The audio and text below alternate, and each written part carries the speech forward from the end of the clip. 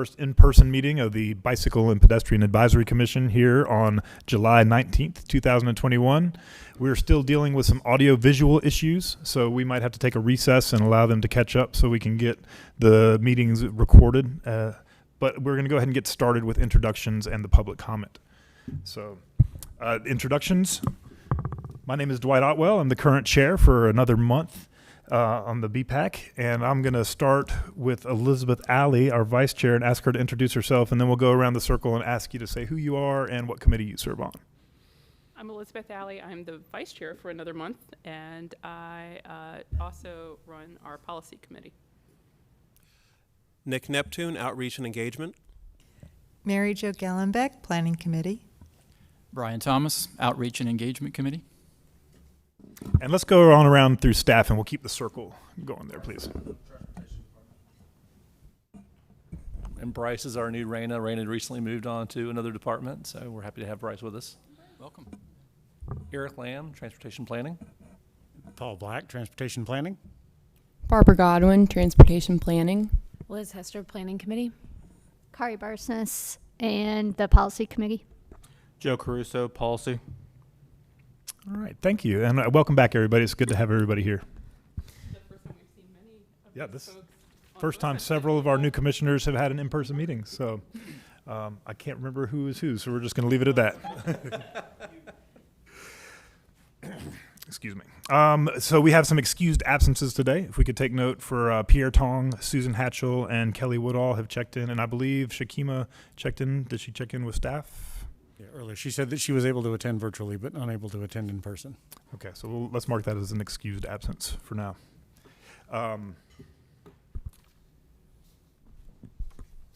After the introduction, we will have approval of the minutes. So I don't know if everybody's had a chance to review their minutes yet, but I'm going to go ahead and call for a motion to approve the minutes from our last meeting. Motion made by Liz Hester. Can I have a second, please? Second. Seconded by Kari Barsness, pardon me. All in favor? Say aye, please. Aye. Aye. Opposed? Wonderful. And the minutes are approved. Wow, this is the first time. Oh. I can go home now. All right, and next up on the agenda, we will have public comments. So I think we have a few folks here to speak, and we don't have a very formal method of doing this, so come on up and we'll all be nice to each other and try not to take too long. Well, and Mr. Chair, let's clarify, it's for public comment for items that are not in other places on the agenda. Okay, very good. Thank you. Public items for things otherwise not on the agenda. I believe, so if Ms. Spooner is speaking about the Trenton Road, would we have that, she could come up at that time? Is that the? You're inviting public comment as part of those items, yes. Okay. Yeah, we might as well have you come up and do it all at once, if everybody's okay with that, or would you prefer to have public speak at the beginning? Is there a feeling on the commission? I don't really. Yeah, I'll bring. Yeah. Yeah. Okay, that's fine with me. We'll just ask you to come up and speak about Trenton Road when it comes up. No, okay. Well, I think we're going to hold your comments for when we talk about the Trenton Road project and discuss that whole issue all at once. And if there's anybody else that has issues they'd like to bring up, please come on down. Good evening. My name is John Ward. I'm pleased to be here at your first in-person meeting of the year. Thanks for hosting it and giving us a chance to talk. I live on the Circle, 2211 The Circle in 5 Points. I was born in Raleigh in 1985. I've lived in Raleigh except for a few years to go to school since that time. And when I moved back from school in 2012, the only real criteria I had to find a house was that it had to be close to a place that I could walk to, that I actually wanted to walk to. And there were a handful of neighborhoods that met the bill, but 5 Points was the one that won me over. I have lived there since 2012 in 2 different houses. And I think it's a fantastic neighborhood. It's a beautiful old neighborhood. I'm sure most of you are familiar with it, but there are a number of places that are within walking distance, great shops, restaurants, and you can walk to downtown if you're feeling ambitious. It met all the criteria I had, and I've loved living there. Over the last 10 years, a handful of things have changed. In 5 Points, in particular, in the last few years, the traffic and the speeding have gotten completely out of control. And it's gotten to a point where I really don't feel safe walking on Glenwood. And if you know the circle begins and ends on Glenwood, and you have to go on Glenwood to get anywhere, even if you go to the next closest street to go to a back road to get to 5 Points or to another neighborhood. You got to be on Glenwood and expose yourself to the excessive speeding, loud noise, and general danger that road has become. And as a single unmarried, childless man for a while, it didn't bother me too much. I was willing to take that risk. But another thing that has changed in my life, I have an 18-month-old daughter and a wife and a dog, and I'm just not willing to take those risks anymore. I've seen a utility pole about a block away from my house get mowed down 3 times in the last several months. Of course, the July 4th accident that happened around the Third Place and the art store was horrific.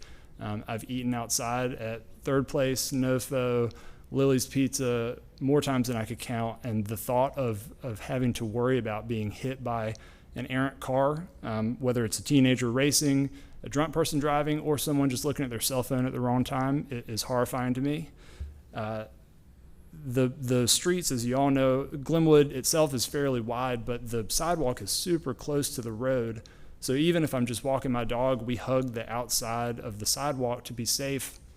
And even doing that, after seeing so many cars fly over the curb and take out poles and buildings, it just is no longer feasible for me to take those risks.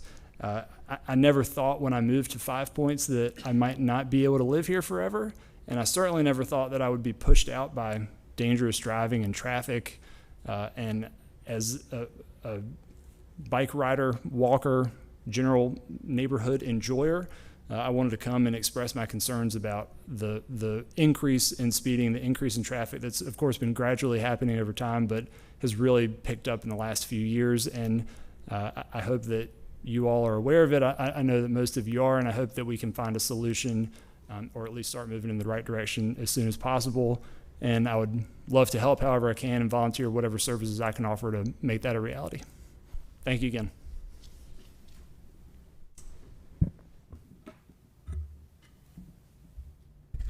Hey everybody, my name is Mike McDonald. I also live on the Circle. I'm a neighbor of John's. I've got a little bit of a different perspective. I grew up in a farm town in Ohio, but lived in DC for about 8 years before moving here to Raleigh 3 years ago for work. And like John, the key decision about where we were going to live was walkability, because that's what we got used to in Washington, and why we wanted a smaller city with something similar here. I was actually in front of this committee 2 years ago before the pandemic hit, and we had the same conversation. Talked about speeding, talked about options in the short term and the longer term to solve this, and it hasn't worked. Some simple things like this is your speed signs, or finding out that cameras that issue tickets are illegal in the state of North Carolina. Okay. But whatever mitigations happened has clearly not worked. And like John, we also now have a new baby, and we just don't walk to businesses in 5 Points anymore. And it removes the value of the neighborhood. All the accidents have happened. I'm not going to rehash that, but what has not changed has been enforcement. There are a couple days when police will be back out. They'll write some tickets. That'll end. But the speeding doesn't change and nothing meaningful has happened. I understand we're having a conversation about a traffic circle or what to do about the traffic in the neighborhood in the medium term, but there have to be some shorter term mitigation opportunities that are possible here that don't require a police force that's already stretched and has a lot of responsibilities to just sit in their cars and ticket. There have to be some other ways. So I hope we can make this happen. It's not a new issue, and you all know that, so thanks for hearing us out.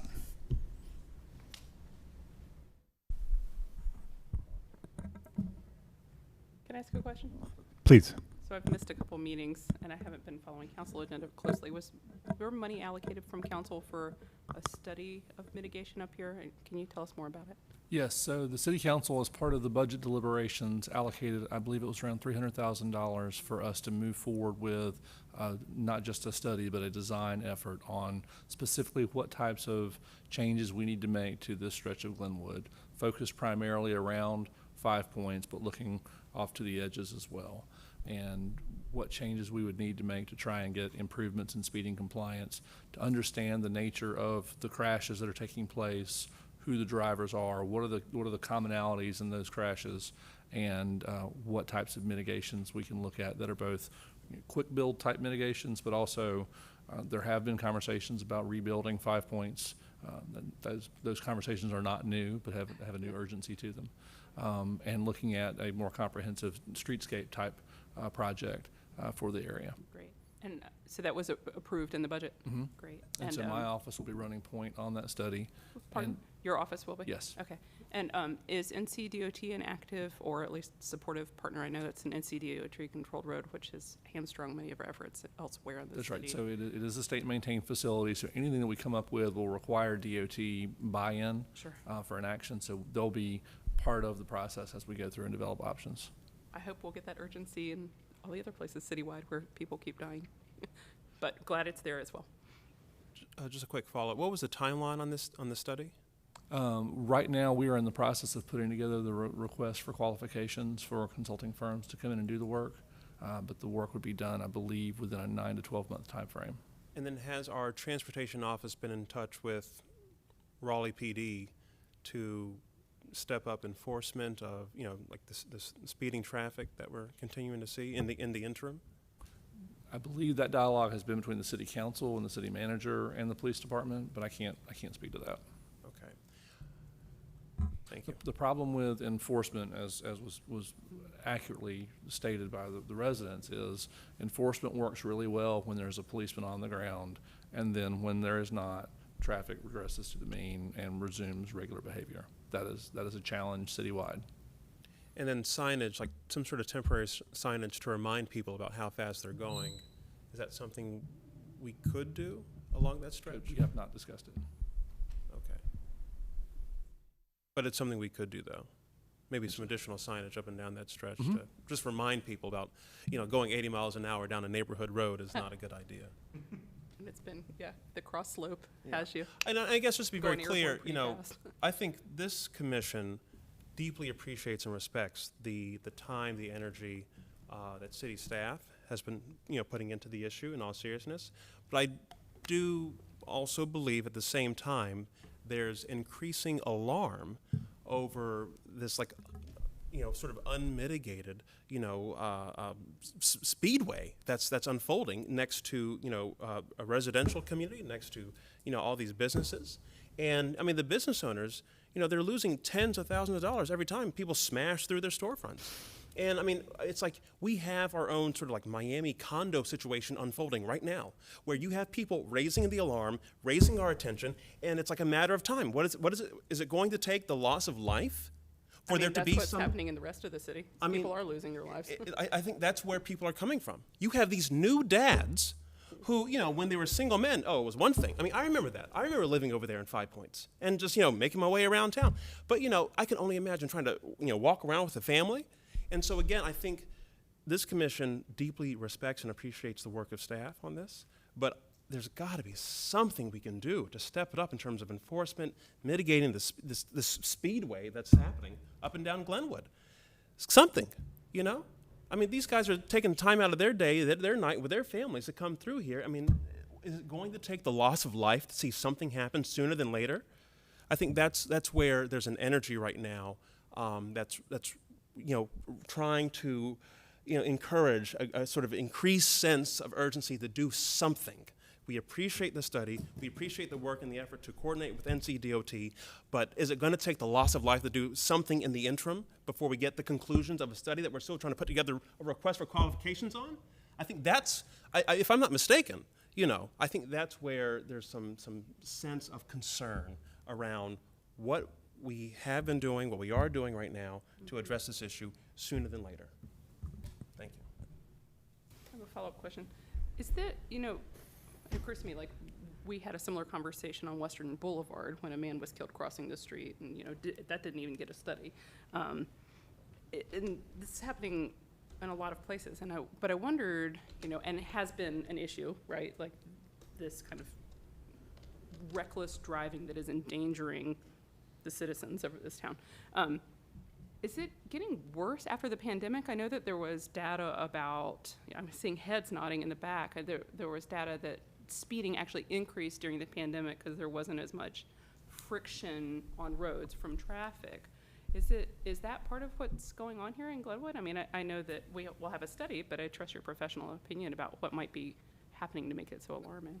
I have not personally done a deep dive into the traffic statistics, but I have been keeping up with things. Yeah, and I think you have a good intuition for what's happening around town. Yeah, what we have seen has been a level of pedestrian crashes, specifically citywide, at the same level as last year, which is unfortunate given the exposure has gone down, one would think, with the reduction in traffic volume associated with the pandemic, and the pedestrian crashes have stayed the same. So that is indeed a problem. The other thing anecdotally is that speeds have gone up in communities where there has been less traffic on the roads. That traffic, ironically, that congestion Friction, right, that we talk metered about. speeds on certain streets and kept that in check. Do you think that might be part of what's going on Glenwood? In the case of somebody driving 80 miles an hour down Glenwood Avenue, I cannot venture what was happening in that instance. It's hard to make sense of that. That is, I actually can address that. that is criminal. That'd be great. Yeah, I know you are also a neighbor. I do. I live in this space. And the reason why he was enabled to do it was because the road was wide open. There were no pedestrians. There were no drivers because it was July 4th.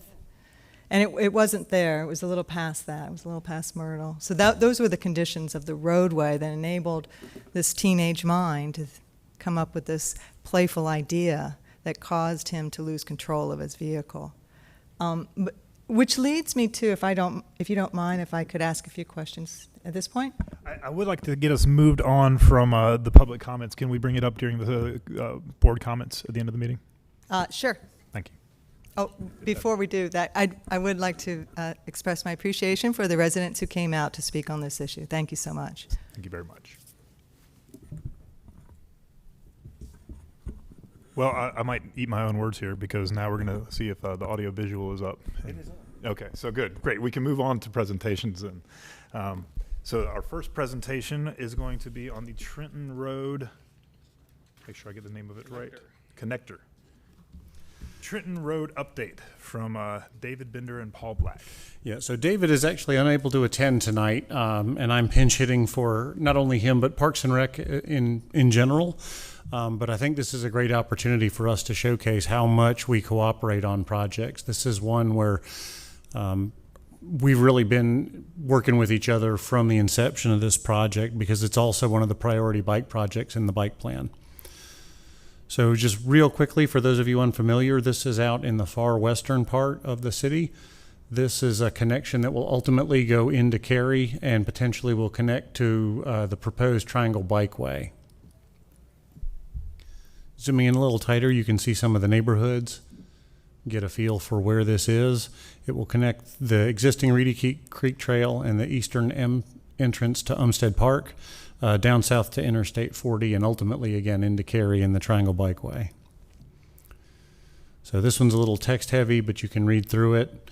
Again, it was a park bond project from the last bond. I'm just going to leave it up a minute so you can read.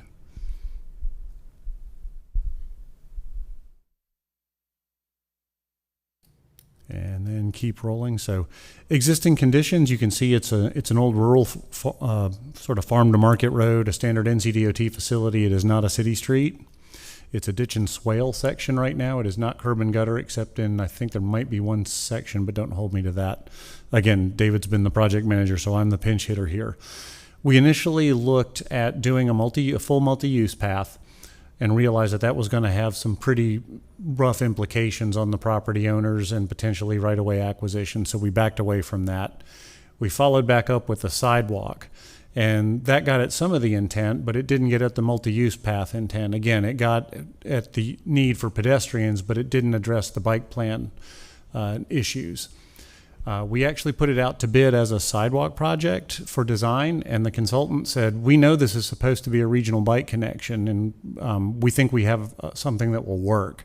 And they came back with this adjacent to street, basically extending the existing pavement and then putting in a concrete median. And that would be the separation from the vehicles and the multi-use path.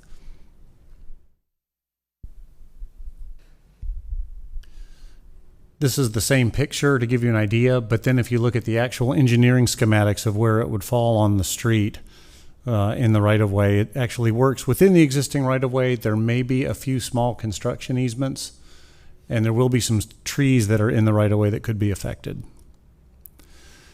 An idea of what the cast-in-place median looks like. We would have some stormwater that we would be working around. We would make sure that there are breaks in the median that allow the stormwater to pass. The vertical bollards are a possibility, but we're hearing from the neighborhood that it might be unsightly. There's a chance from a safety perspective on the vehicle side, we might still put them at the ends just to alert the vehicles, but they would not run in the full facility. That's still being debated between the vehicle side and the aesthetic side. At the driveways, we would leave gaps in the median. In fact, there are some sight distance improvements that this creates from a safety perspective. The schedule had been going through. There have been some open houses. We are now in July. It's already gone to the Parks and Rec Greenway Advisory Board, and it's coming to us as a courtesy from the Parks and Rec folks. It was slated to go to council August 17th. There are a number of schedule conflicts. It's actually probably going to be the September meeting. I found that out early this morning. So the work that's going on in place is, again, looking at the aesthetics, working with individual property owners about some of their concerns, and looking at some of the additional pedestrian crossings to make sure that they're going to meet our standards. Again, it's a text-heavy slide. I'll leave it up for a moment for folks to read.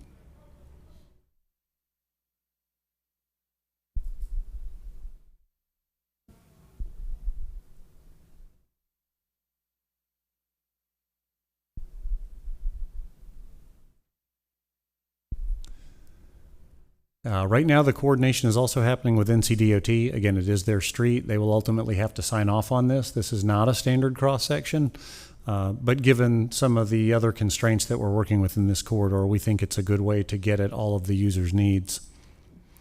Project timeline, again, still moving forward with that small change in the council adoption. It won't affect the overall project schedule. So I'm going to keep it short and sweet. I can say that from the bike planning perspective, I was very pleased that the consultant was able to make something work. If you think about it from our perspective, if a sidewalk had gone in, there was still a project now on my docket from our priority list that would have to be addressed from a bike perspective. And it just means I would be out there potentially in 3 to 5 years with another project tearing things up. So being able to do it all at once with the bond money to meet the purpose of the bonds, it seems like a pretty decent set of trade-offs and a win for everybody involved, as much as we can make it. Would the commission like to hear public comments or have discussion first? How do you Yeah, Ms. Spooner, would you please come to the podium and say your piece? I'd be glad to. There's also, I know, one more neighbor here as well. Wonderful. A lot of the neighbors couldn't speak, so if you bear with me, I have a combination, same thing in front of you. That's my comments and some of the neighbor comments. And I want to appreciate the city staff for finally posting the cross-section thing that was on your agenda. So that was a nice present to the city staff today. Thank you. And also, with my Umstead Coalition hat, I would like to say thank you very much for moving forward with this project. It's something we've been wanting for several decades, much needed, and appreciate the council and you and the staff working on this. However, from that perspective, this park superintendent's yet not been contacted. Now that you've got a little bit more details, the transition from the city pavement to the park natural trails, as well as the sign. For the good and the bad, the city plopped a sign there, so it was good there's a sign, but it's not really city standards. It's certainly not park standards, and it's incorrectly located, the Loblolly Trail. So this sign's misleading, inappropriate, on and on. And Paul's smiling there, I can see that. So just like when on the Crabtree Greenway Trail, that signage needs to be coordinated and be part of the project. I didn't see it as part of the budget, so I think that we need to be proactive about that and coordinate with whatever else the state park wants. On my personal hat, I appreciate moving forward. The neighborhood strongly is glad that the city put back the 3 crosswalks. They were in there, they were out, they're in, they're out, they're in. Let's keep them in. And thank you for working on removing those ugly bollards. That was a big feedback from the public meeting, and for tinting the concrete medians. Now, I have some specific things, and I think there's not that many property owners, but each of, and I am one, each one of us wants to be one-on-one and talk with the particulars, because we certainly know, and now that we've got some cross-sections, I think it's a good time for doing that. And the right-of-way is not 30 feet. The road is shifted west. So for example, it's 28 feet 1 inch from center line to me. So there's an impact. We just need to coordinate and get that through. So I think the city may be a little bit hopeful, naive, I don't know what word I should say, with respect to the impact on the existing trees, on the existing property. Not on the right-of-way now, we're talking about the property trees. You know, these are trees that are mature, they've grown up with the existing situation. Now we're talking about severing their roots. And if Susan Hatchell was here, she would agree, right? She told me, I talked to her, I emailed her today, she says, tell them about the roots. And so I think we have a plan. I mean, we've got a good plan. We just need to work with the city and make sure that that's not ignored in terms of, otherwise, these trees are going to die. They're going to fall on the greenway users. They're going to fall on the road. I don't want somebody to die, right? And so we got a plan. We can work with you, but let's do that. And that needs to be part of the project. And I think that's probably needs to be added to the cost as well. So that's the swale thing. Also, I'm a little disappointed to see the swales are now going from a little more gentle to really steep. I mean, you're going to kill my trees anyway, so let's just make it so they're manageable. So we can. There is a very steep swales as you go down towards the park, and that is currently a danger, because we have to navigate that kind of anyways, and we just can fall in there. Now you're going to have no barrier, bicycles, whoop. So I'd say let's kind of work on trying to widen those swales back to what they are now. 1-to-1 slope is too steep. It's just too steep. Then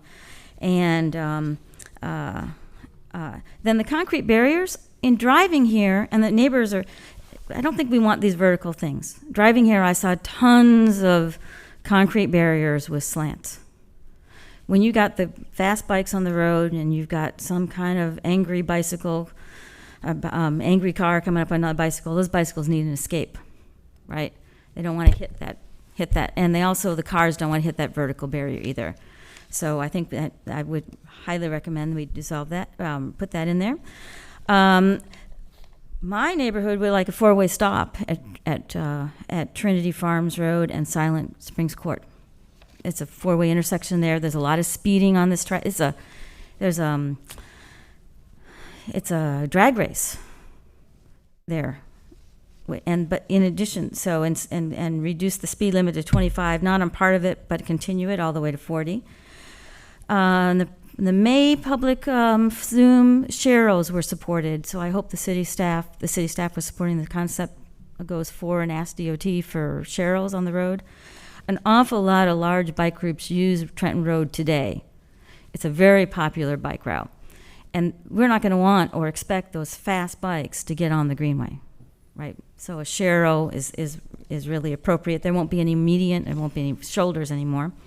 And there used to be a stop sign at Reedy Creek and Trenton Road. Let's put that back. Because that's the park. That's the park entrance, that's the greenway confluence. We're going to have a lot more traffic coming in here. I think we need to slow it down right there. Now the people just whip around there. And then we have several neighbors on the east side that want to make sure that that are not at the crosswalk want to make sure they have some safe way to get there. And that's not currently in the plan, so that needs to be, I think, thought about.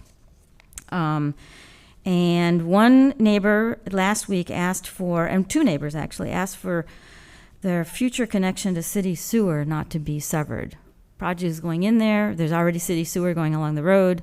Make sure their connection is there if they want it in the future. And of course, still need to be worked out. The city acknowledges stormwater, mailboxes, garbage. Hey, we can help you on that. We know where the water goes. We know where the mail goes. So let's be proactive on that. Thank you for all that time, speaking for all the neighbors. Ms. Spooner, thank you for your advocacy for the park and for your attention to detail. Oh, the on park these is projects. amazingly well loved, is it not? And the East Coast Greenway is now an authorized unit of William B. Umstead State Park right along. Yeah, so we've got connections coming from every which way now. Awesome. And I hope and suggest that you took these to the park board and gave them the park board, because they will have a much more direct We did. pipeline to communications with the folks We who are did, actually and they in were this project. receptive to all of these. Wonderful. Thank you. And I would like to open it up to discussion. And I'm sorry. You told me, and I forgot. I'm sorry, I'll be brief, and I apologize for not being nearly as organized as Ms. Spooner. It's going to be hard to I was follow that unaware. up, man. No, and I mean that in all sincerity. I wasn't planning to come tonight. I didn't know about the meeting until late this afternoon when I was driving back from work. So, but I do have some concerns that are similar to Ms. Spooner's and the other neighbors. I am a property owner directly on Trenton. I actually own 2 lots on Trenton. One is unbuilt on at the moment. And that was not included in the conversation of, I've shared that concern about a future driveway, because we do plan to build on the front lot, which is right on Trenton. It was actually, a picture of my mailbox was on the presentation. So the other concerns that I would echo are the need for safety for the younger generation that is moving into the neighborhood. The neighborhood is becoming younger. Just as the two gentlemen so eloquently shared their concerns of having young families in the wonderful 5 Points community, the Umstead area, the South Umstead, whatever we want to call Trenton Road, is a tremendous gem in my view in Wake County. Umstead Park, to me, is the gem of Wake County. Family use, exercise, green space, all of the wonderful things that it brings to our community. It's the reason we moved there. And we know that the heavy traffic of bicyclists is going to increase in the future. It's already heavily trafficked, and we love the bicyclists that come through. They are vibrant members of our community, just like the runners, and we know that's all going to increase. So there are a lot of concerns with this change that people who don't understand the cycling community are going to expect cyclists to be on the Greenway, when the cyclists are not going to always be on the Greenway, especially those who are much more competitive in nature and bike. I don't know the proper term. I'm not a cyclist myself, but they bike differently than a couple of kids on bicycles. But that is also another part of the community. My children, an 11-year-old and a 7-year-old, who have, through the pandemic, connected with neighbors across the street, and we love the fact that they cross Trenton Road to connect with neighbors. It's become a tighter-knit community over the pandemic, and that's one of the blessings of the pandemic. So I do have that concern when I have an 11-year-old and a 7-year-old crossing a place that, when Ms. Spooner said, has become a drag race. Before it was paved 15 years ago, it was legitimately a drag race area, and that still is occurring. There are drag races that start at 2 o'clock in the morning, 3 o'clock in the morning on our road. So there are a lot of safety concerns, as well as the swell concern, and keeping the beautiful area beautiful, not tearing down the beautiful red buds in front of Jean's house and the rest of the community. So I would appreciate one-on-one conversations with, I think there are only 9 property owners that are directly on Trenton Road whose properties will be impacted. That doesn't count the neighborhoods that come off of Trenton Road, but we have asked for individual conversations. I have reached out and I haven't heard back, and that is definitely frustrating as this project moves forward. And I do thank you for your public service and for everything you do for our community, and I look forward to future conversations and this moving forward in a productive way where all the neighborhoods could enjoy it in the future. So thank you. And can we get your name and address for the record, please? Darren Coe. My 2 addresses are 3305 Trenton and 3301 Trenton. Thank you. Can I make a comment? Yes, please. And I I would like to open this up for discussion, but also remind the commission that this is a parks project. And so I encourage you to try to learn as much as you can from Paul, but he is at a once remove. And so if you have direct recommendations, let's put something together and get it to the parks folks. But that being said, please, fire. Just to commend you all on your collaboration. I mean, I'm just sitting here imagining what all of our streets would look like in Raleigh if parks and transportation worked to make them such people places of joyous recreation. I mean, I know this doesn't even connect city parks, right? So like, what would Pool Road look like if this was the street section? And you had diligent and active neighbors. So well done. I hope that we can go from good to great by meeting Ms. Spooner's comments, and I hope we'll use this to raise the bar citywide.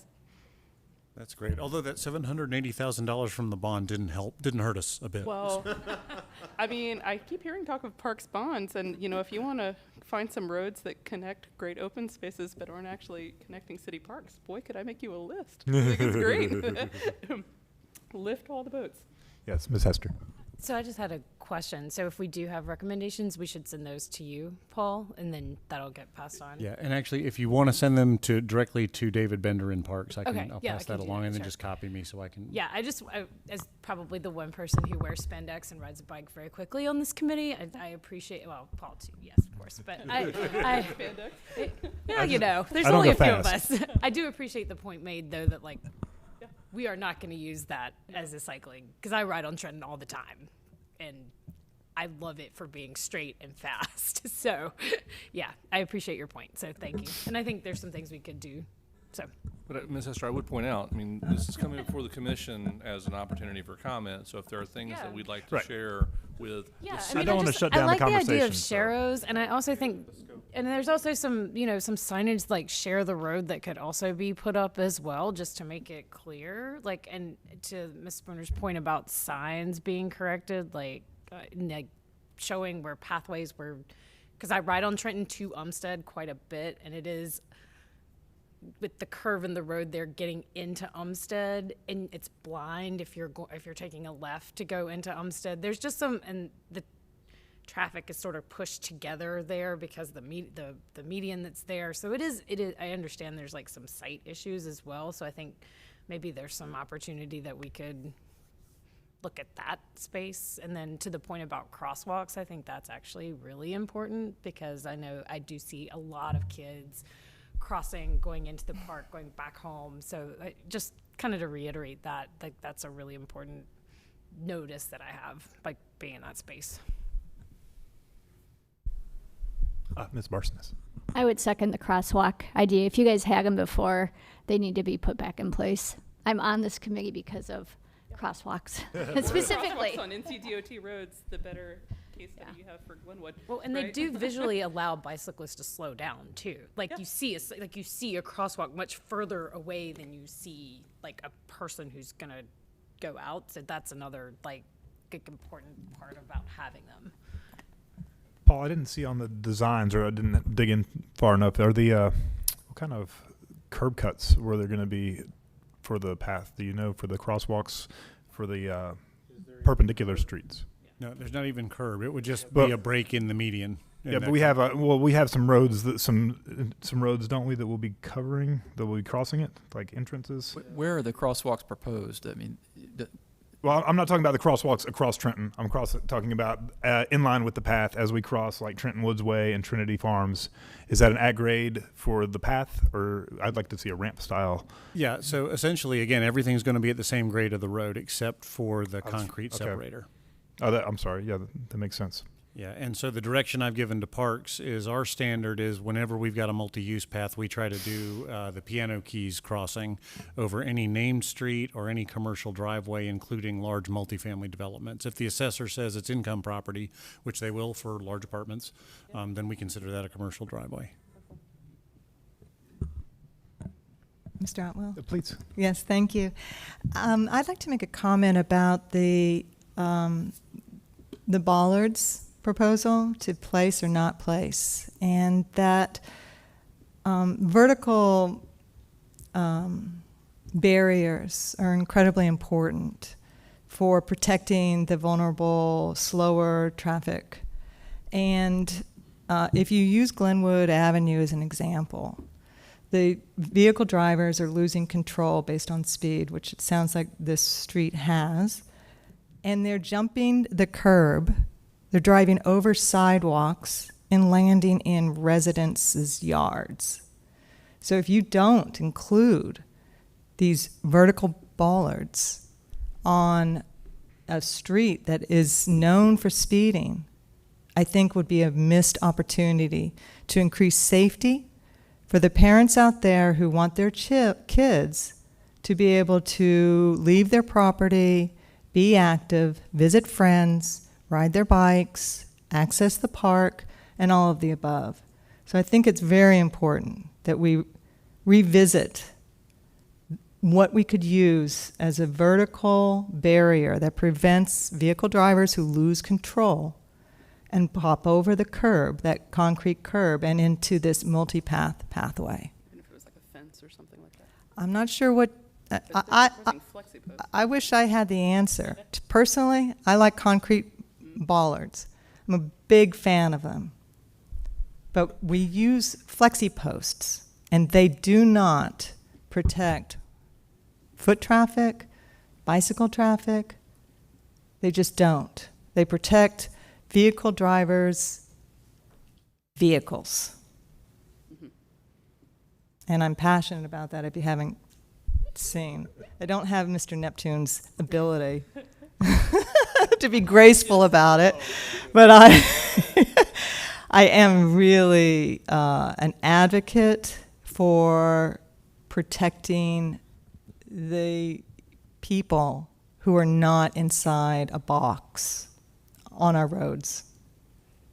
If I could just briefly follow that, and I think, if I'm not mistaken, from the plan, it's calling for potentially bollards to be at the ends of, I guess, the stretches of.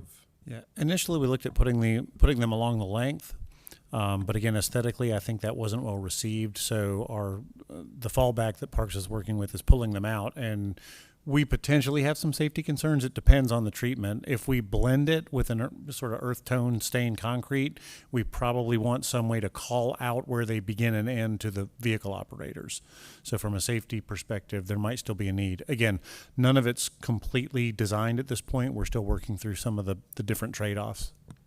Well, and I just, to be clear, I'm speaking from having attended the most recent Parks Rec Greenway Advisory Board meeting with Mr. Bender and his presentation. And if I'm not mistaken, I believe he had mentioned the idea of trying to incorporate the bollards, at least on the ends. But it was, I think, Paul, to your point, there was a desire from, I think, the neighborhood to maybe tint the bollards so that they're sort of not like a stark white, but I guess you would still have the reflective material. So are they concrete or flexi? They'd be flexi. They'd be flexi, and I think it was to tint the actual concrete of the barrier, but the bollards themselves, we do have some limitations in terms of what we can do with color for those. Gotcha. And then one real quick follow-up. I think it was Dr. Spooner who mentioned the slant of the concrete. I think the plan is to make sure they are slanted. Or, so they're not like just straight up and down. And then finally, I just want to commend the residents who have come out tonight, Mr. Ward, Mr. McDonald, Dr. Spooner, and Mr. Coe. I love this kind of engagement. I mean, in all seriousness. I mean, the thing is, if we as residents of this city do not come out and express and advocate on behalf of our communities, what's going to get done, I mean, obviously, we as a commission care deeply because we've lived here for, years, and that's why we're here, but we're in this together. And again, just to follow back on city staff, I think we really do appreciate the work that y'all do day in and day out. I think there's just a sense sometimes like, if we're not speaking up, as they say, closed mouths don't get fed. So, we got to speak up to make anything happen. So either way, just really appreciate everyone who came out tonight and, deeply appreciate the work of staff. And this is a great example of a project in cooperation with NCDOT, if I'm not mistaken. So look at what we can do. Cross your fingers. I just wanted to once again second one of my commissioners, Ms. Gallenbeck. I agree on the ballards. And I actually had a question. This is probably a little naive. What is the purpose of ballards? Is it is it safety? Or is it, because if it's safety, then why do we do plexi, whatever those things are, that don't actually provide 100% safety, so to speak? Safety for whom? And in this case, in the roadway, everything we put in there has to be breakaway. An example that we've had here working with some of our own projects was we looked at putting concrete bollards at the ends of our bike share stations because they're hooked up to electricity. And we actually had our electrical inspector saying, we'd like that. But we had roadway folks saying that's not permissible. It has to be breakaway. And I think we ended up with breakaway flexiposts around our bike share stations, Eric. Is that correct? And so, again, anything in the roadway has to be breakaway. Anything that can be turned into a projectile is a potential liability. So we're really, anything that's in the right-of-way itself or the clear zone is going to have to be breakaway based on the way we design today.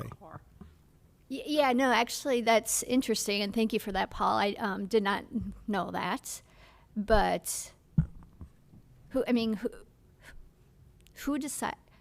I mean, whose decision is that? And where I'm going with that is if someone's walking or biking, they are much more vulnerable than if someone's in a car, regardless of what happens in a particular situation with multimodal transportation.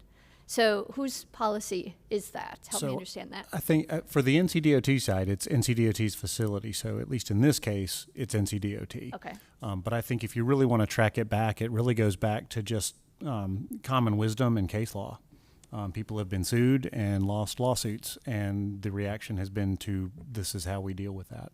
Is to protect the car? Yes. There are lots of heavy things that can be made as breakaway. For example, wayfinding signs, light poles, things like that. Not the wooden ones necessarily, but most objects within the right-of-way, you would think that they're immovable, but if you hit them, they will fall and not kill a motorist. So it doesn't have to be, a flimsy piece of a flexi bollard. There are metal bollards that are breakaway, right? The City Plaza has them where, you see them, they have like a surface mount. So when you hit them, the pin breaks and the whole thing shears, but it'll stop your car. It'll stop you before you hit a pedestrian. It'll at least slow you down so you can jump out of the way. But that is not, it sounds to me like this is pushing the envelope for NCDOT as is, which is which is wonderful. But yeah. The stirring question is safe for who? Yeah, the primary safety aspect of a flexi post is more visual than physical. Right. The idea is that you provides visual cues to drivers to not run you over, basically. Right. But and I agree they are not real attractive, but. May I add to this? Thank you. Mr. Lamb, is it possible to put up guardrails along that stretch, much that you see on other NCDOT roadways where to protect the driver from losing or leaving the road? So, and in fact, we have guardrail on another portion of Reedy Creek Road around the corner. Where, and I believe that was discussed as part of this project. yeah, and one of the reasons we shied away from that was the ability for bikes to get out of the road if they needed to. The guardrail will pin you in as a road cyclist. Yeah, I would like to say as a road cyclist that is like having the concrete division like slanted so you can get out of the way is like critically important, especially on a narrow tired road bike. And what do you do now? What do you mean? Like riding on that road? How do you get out of the way? You don't. Like you ride in the median, like you ride on the side of the road and the shoulder. Yeah. So we will have a shoulder provided for those? No, but that's why having the concrete so that you can cross it if you need to is important for like cyclist safety. So like a guardrail would really actually be quite dangerous for a cyclist if you're riding in the road. So I have a couple questions. This is a parks project. This is a parks property. So it's Umstead Park. so no, Umstead is a state park, but this is a city parks project. David Bender, right? So this is will the facility itself be a city parks property, or is it a transportation right of way? So it's in the right of way. And this is considered one of the Greenway Connector projects. I think really the impetus for this was it ended up on a parks bond. Okay. And it is going to connect Umstead Park and ultimately into Cary. Cary's actually took a fee in lieu when SAS developed their current site, not knowing that we had anything in the hopper. But Town of Cary's already been brought in on this project and is aware of what's going on. Ultimately, when Cary starts to build their side, both entities are likely to approach a third-party funder like Campo to build a pedestrian bridge to parallel the existing roadway bridge. We've already looked at the existing roadway bridge, and we don't think we're going to be able to cantilever anything, and we're probably looking at a standalone bridge. But until Cary builds their part, we can sit tight. But this gets the clock ticking, and the Triangle Bikeway is a big unknown. If that moves forward, that's another big thing that will help move this whole area along in terms of bicycle facilities. The point of the question was who's in charge of maintenance on that? Like if they want to say, oh, look, it's got a crack. Come get This will be straw. Parks. This will be Parks. Yeah. And I guess we can go to their board, and I would want to make sure that they were prepared to come so far out from their network. And what changed with Parks? Because they've been adamant for so long that we don't do on-road greenways away from the sewer lines. Like, how did they get this one? Well, they actually have a couple others as well, including Reedy Creek and Edwards Mill. It's whether it's considered part of the greenway system or not. That was my question. I can dig into the administrative path of this. Yeah. Like, how did this? I want to learn from this miracle. Right? Like, like this seems like. Okay, I want to get back to this concrete barrier and the comment that was placed on, mentioned about cyclists on the road who want to escape any dangers. My understanding of the design of this concrete does have about a 3-inch vertical straight edge to it before it starts to contour. It's not a sloping exit onto this or entry ramp over this. Is that correct? I believe the feedback that we've been getting this evening is the desire to see it chamfered. Okay, so that's what you're. Okay. That's a big CAD word. Could we define that?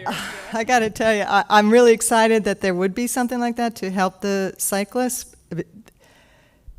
As a parent, that is not going to make me feel confident to let children use that pathway. I don't want my kids to be able to go No off way. the greenway into the road. And you're only serving a small percentage there. So we need to meet the majority before.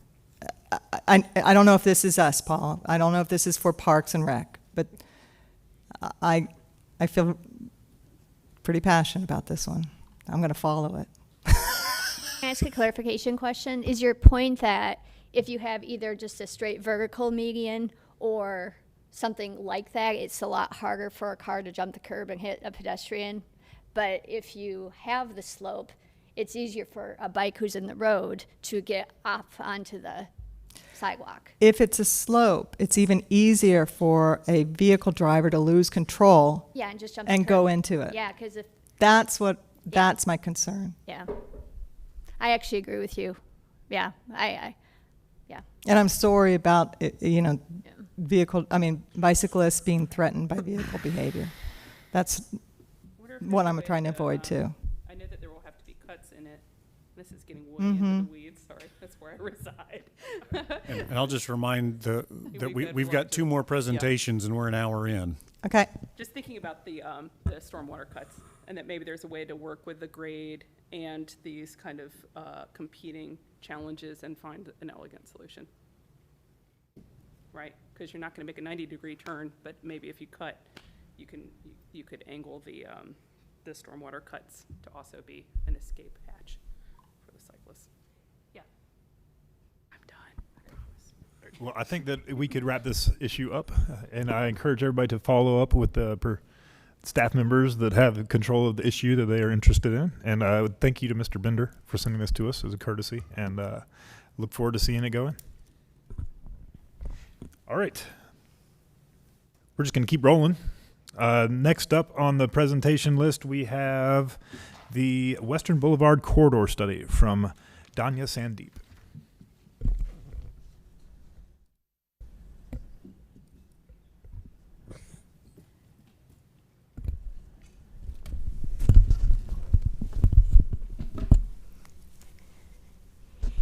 Good evening. Good evening, Commission members. Ooh, it's loud. Sorry. Tanya Sandeep with City Planning and Development with the Urban Design Center. So first off, on behalf of our entire project team, we want to say thank you for giving us this opportunity to give a quick overview of the Western Boulevard Corridor Study.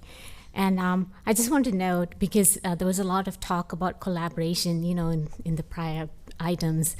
This was, again, one of those collaborative projects. We worked a lot with Department of Transportation Planning, of course. So some of the recommendations that you see here, of course, Paul and, Eric's group was very heavily involved, and also with the Parks and Parks Department as well as Transit. So this is, again, what you're seeing is really the outcome of a huge collaborative process, and I'm here as project manager, just, doing the easier job. With that, I'm going to go ahead and get started. So, is there an echo, or is my audio okay? Okay. So this is a map of the project area. Again, I think everyone is very familiar with the Bus Rapid Transit project, which is an outcome of the 2016 Wake Transit Plan.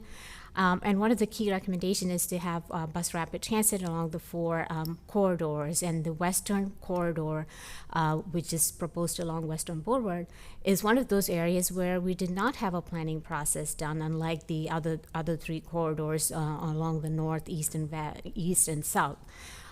So this process was a precursor to the actual design phase of the bus rapid transit system. So what we did, we looked at this area, which is essentially the BRTs is supposed to connect downtown Raleigh to downtown Cary. For the land use and planning analysis, we actually looked at the area within our jurisdiction, so from downtown all the way to I-40. So that's the area you see on this map. We also included about half-mile radius, which is what we call as a 10-minute walking distance. And all these dots, bubbles that you see, they are the proposed BRT stops. And again, that will be confirmed further in the design phase. What I want to share here is the alignment beyond Jones Franklin, connecting into town of Cary. That is the preferred alternative route, or the LPA, that has been endorsed by both Raleigh Council as well as town of Cary. And so this map essentially shows the proposed bus route to connect BRT between downtown Raleigh and town of Cary. So the corridor study, we had 3 major categories or areas that we were focused on. Land use and market analysis. This is, again, looking at the development potential around transit investments, and that was led by consultants. We have a report that was released. And we have LPA. Again, I talked about that. So the outcome of that LPA, again, very technically driven and led by consultants, was endorsed in fall of 2020, which you saw on the map. And then the last one, the urban design opportunities. This is the one you're going to hear a little more, which is actually the focus of the final report. It was produced in-house by the Urban Design Center team. What we looked at, physical improvements along the right-of-way. So there's a large focus on improvements to the right-of-way and how that can really complement the upcoming bus rapid transit investments. Quick look at timeline. So we kicked off this process in fall of 2019, and again, of course, we were geared up for our next touch point in summer, which due to the pandemic, we had to go to a fall virtual engagement. But we got a lot of 2,000 plus folks engaged and giving us comments. So we still continued on, and we released the final report a month and a half ago. Quick point here, the design phase. The design phase actually has kicked off, and Transit Division is leading that effort. That is a phase where actual cross-section of how the BRT is going to fit into the Western Boulevard right-of-way. Much of that decisions will be coming out of that process, as well as confirming the station location. So that is upcoming, and you'll hopefully get to see that soon. We took a lot of public input through the process, and I thought it was interesting. Your group might be interested in this. The top priority that we heard through all of the community engagement process is how important it is to enhance and improve the pedestrian bicycle connectivity across the entire corridor and surrounding areas. People also talked about ways we needed to improve the conditions of intersections, crossings, and making it better, especially around the proposed BRT stations. Folks also recognize how important it is to think about density, but also thinking in terms of how future growth needs to be accommodated along transit routes, as well as looking at opportunities to enhance affordability for the city, as well as to accommodate future growth. Folks also talked about how it was important to be taking a sustainable design approach, and there are recommendations you're going to see. So all of these helped inform the themes or the major themes that we picked in our report. So the design scope, essentially, our primary goal here was what are the ways we can actually transform Western Boulevard from the existing very autocentric character to that of a much safer, multimodal, well-connected corridor that would also have walkable nodes, future transit nodes, and also be a way to lead a sustainable design of the future. And so that's how the process started, and how we scope so much of the opportunities are really looking at this holistic goal. We did not touch, like we do in typical corridor studies, we did not look at land use, and that's because we do have upcoming station area planning processes that will be focused very looking at each of those BRT stations of the future, and looking at how at a more microscopic level of detail of land use as well as transit and connectivity. So the entire corridor we looked at, we found we had 6 character zones, as we call it, based on the existing character conditions, and also, so as you see from downtown, it's very urban in character, and then you move away, you come across Dick's Edge, which has a very distinct character, then of course by the NC State campus, and then as we move, we have the Method Kent commercial, where we do have the existing retail presence, and then that segment between 440 and Jones Franklin, where it's already much in transition, and the Blue Ridge corridor area that we call as a multimodal link, and then the last segment, which is going to be the future new growth around the new extension, the Western Boulevard extension.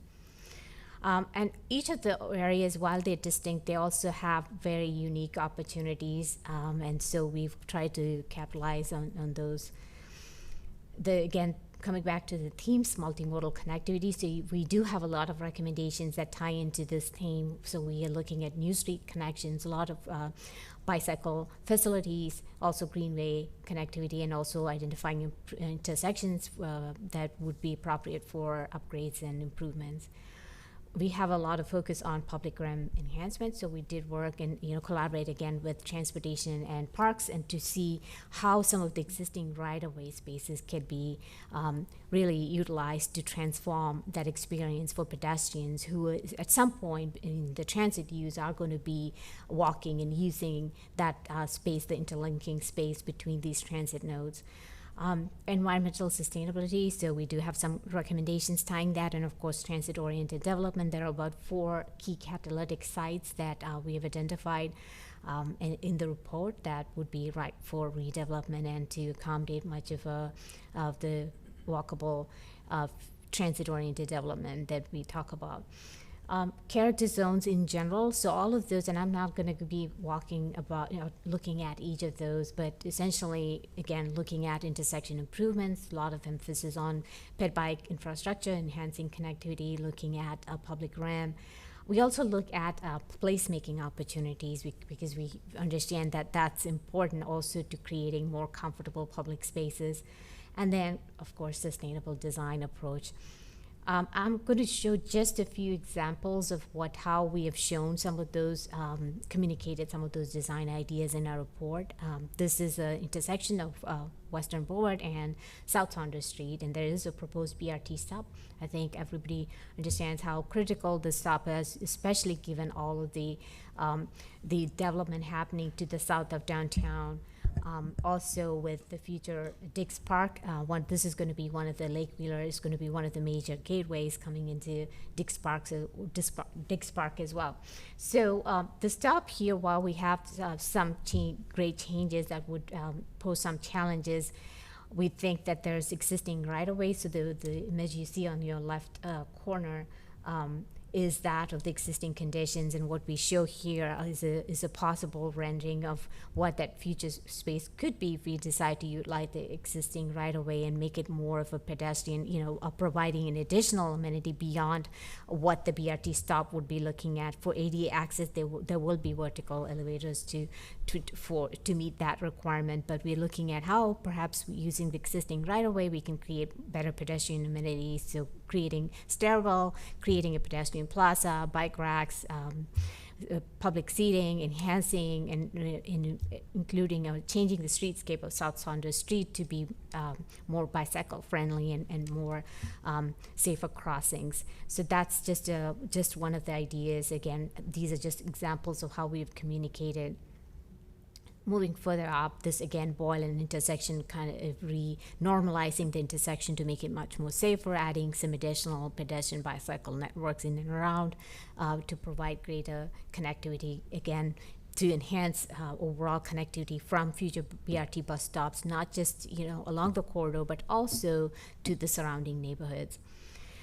This is moving further up on Western, closer to the rail line bridge. Here's again existing right-of-way and a huge opportunity. There's a lot of conversation about how we could integrate multi-use path, and so this could become like a junction where different ped bike paths could merge, and then you could create a more welcoming entry point into the greenway and kind of transform that unutilized space right now.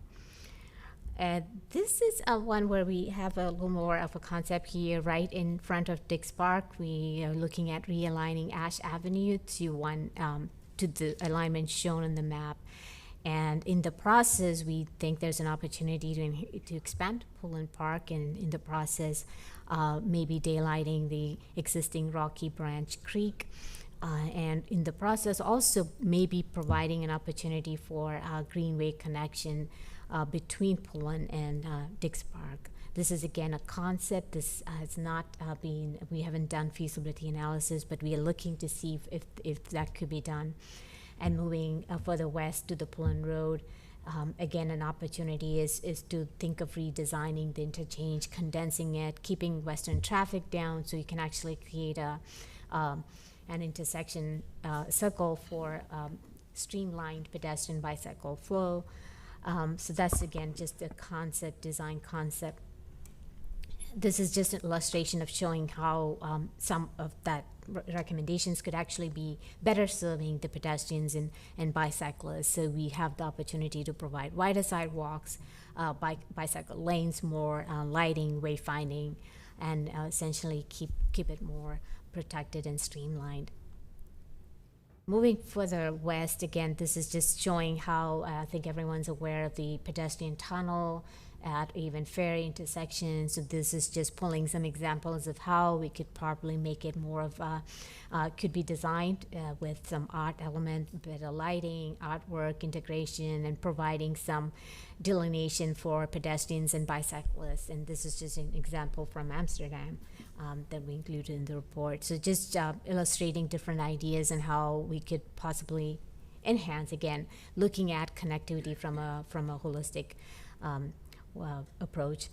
This is, again, I thought this is a good example, especially hearing the collaboration we'd want to see between transportation and parks and greenways. This is just an illustration of where the new Western Boulevard extension would be. And as you can see, one of the concepts we introduce here is because it's one of the ecologically sensitive areas, there's a lot of streams and tributaries that pass through, and the fact that we have a new road proposed. What are opportunities for enhancing and thinking of a green transit-oriented development concept? So we've introduced that concept for this area, and think where you have opportunities to plan and design for multimodal network, more connected green spaces, and looking at ways, again, so you see merge of, open spaces, bicycle pedestrian pathways, but at the same time, so accommodating not just for driving, but also giving priority to that network of green spaces, and for pedestrian bicycle priority. This is just examples of how that green TOD could balance not just traditional density and walkability, but also with environmental protection in mind. And so these are examples of how GSI, green infrastructure, stormwater facilities can be integrated. We're looking also at examples of how green energy efficient buildings could be perhaps encouraged in this zone. So those are just some ideas. So kind of wrapping up with, we saw some examples of where we have opportunities identified for character zones, and then now we wrapping it all up, looking at entire corridor-wide recommendations. So we have a few new streets being proposed, again, with the connectivity goal in mind. Again, these have been vetted closely with our transportation planning group. A lot of bicycle networks, and I'm sure Paul here, we have spent hours of our time kind of finalizing these lines and working closely. You can also see greenway trails and corridors interspersed with these, again, new connections, all of which we hope someday could be implemented, but this is an extensive look at some of these. And then area-specific guidance where so the first two maps, we do intend to adopt those into the comprehensive plan as comp plan amendments, whereas the area-specific guidance would go into a chapter in the comp plan where we are recommending some street connections. They are really gaps within neighborhoods and such, which we think can be implemented during redevelopment of private property. So we have kind of put that in a different bucket of recommendations, so tiny little gaps, and then identifying intersections for improvement. And then we also have environmental map where we identify areas for green infrastructure, as well as areas for encouraging more of a sustainable approach to design.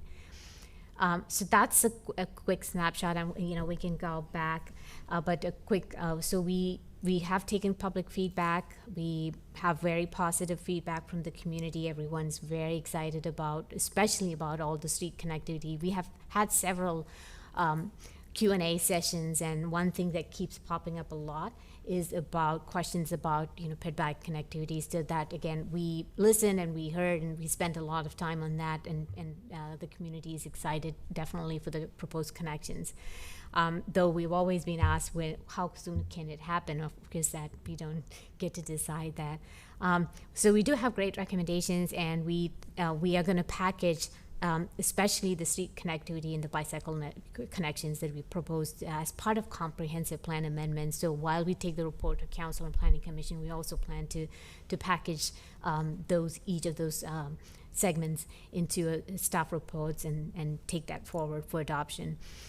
We do have what's ongoing. I mentioned the BRT design that has kicked off, and we also have TOD text change, which is a transit overlay district zoning change that's coming. And beyond that, we are looking to do TOD mapping as well as station area planning specifically for Western Boulevard corridor. And that kind of wraps up. So I know that's a lot covered, but we talked to Paul, and he said that perhaps if the commission is interested, when we do have comp plan amendments package ready, where we're taking a closer look at some of the street networks and bike networks, we can probably have a follow-up conversation. But I will leave it up.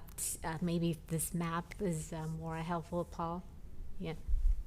Well, I'll open it up for discussion here in just a minute. Thank you so much. This is an incredible amount of information, and the maps are gorgeous.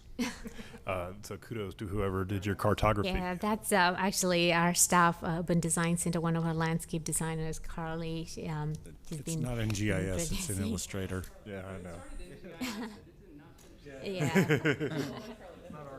Yeah. Yeah. And I'd like to entertain the discussion of sending this to a committee for further discussion, because it is a huge amount of detail, and I know that we're going to have a lot of interest in this commission on looking at these street recommendations and the proposed bicycle facilities and the new streets and stuff. So I'm seeing a lot of interest in this, and instead of spending the next hour here talking about details, perhaps we can send this to the planning committee and start a deeper dive into the details. And it looks like we might have some additional folks attending the planning committee meetings coming up if we can arrange it. So we'll start to dig into this, and we will save our questions and lay them into you later if that's okay. Can I ask one high-level question, just because I think it's for Eric? Just because it's for Eric, too. Danya, this is outstanding work, so kudos. It's a teamwork. This is, I mean, the quality of it is outstanding.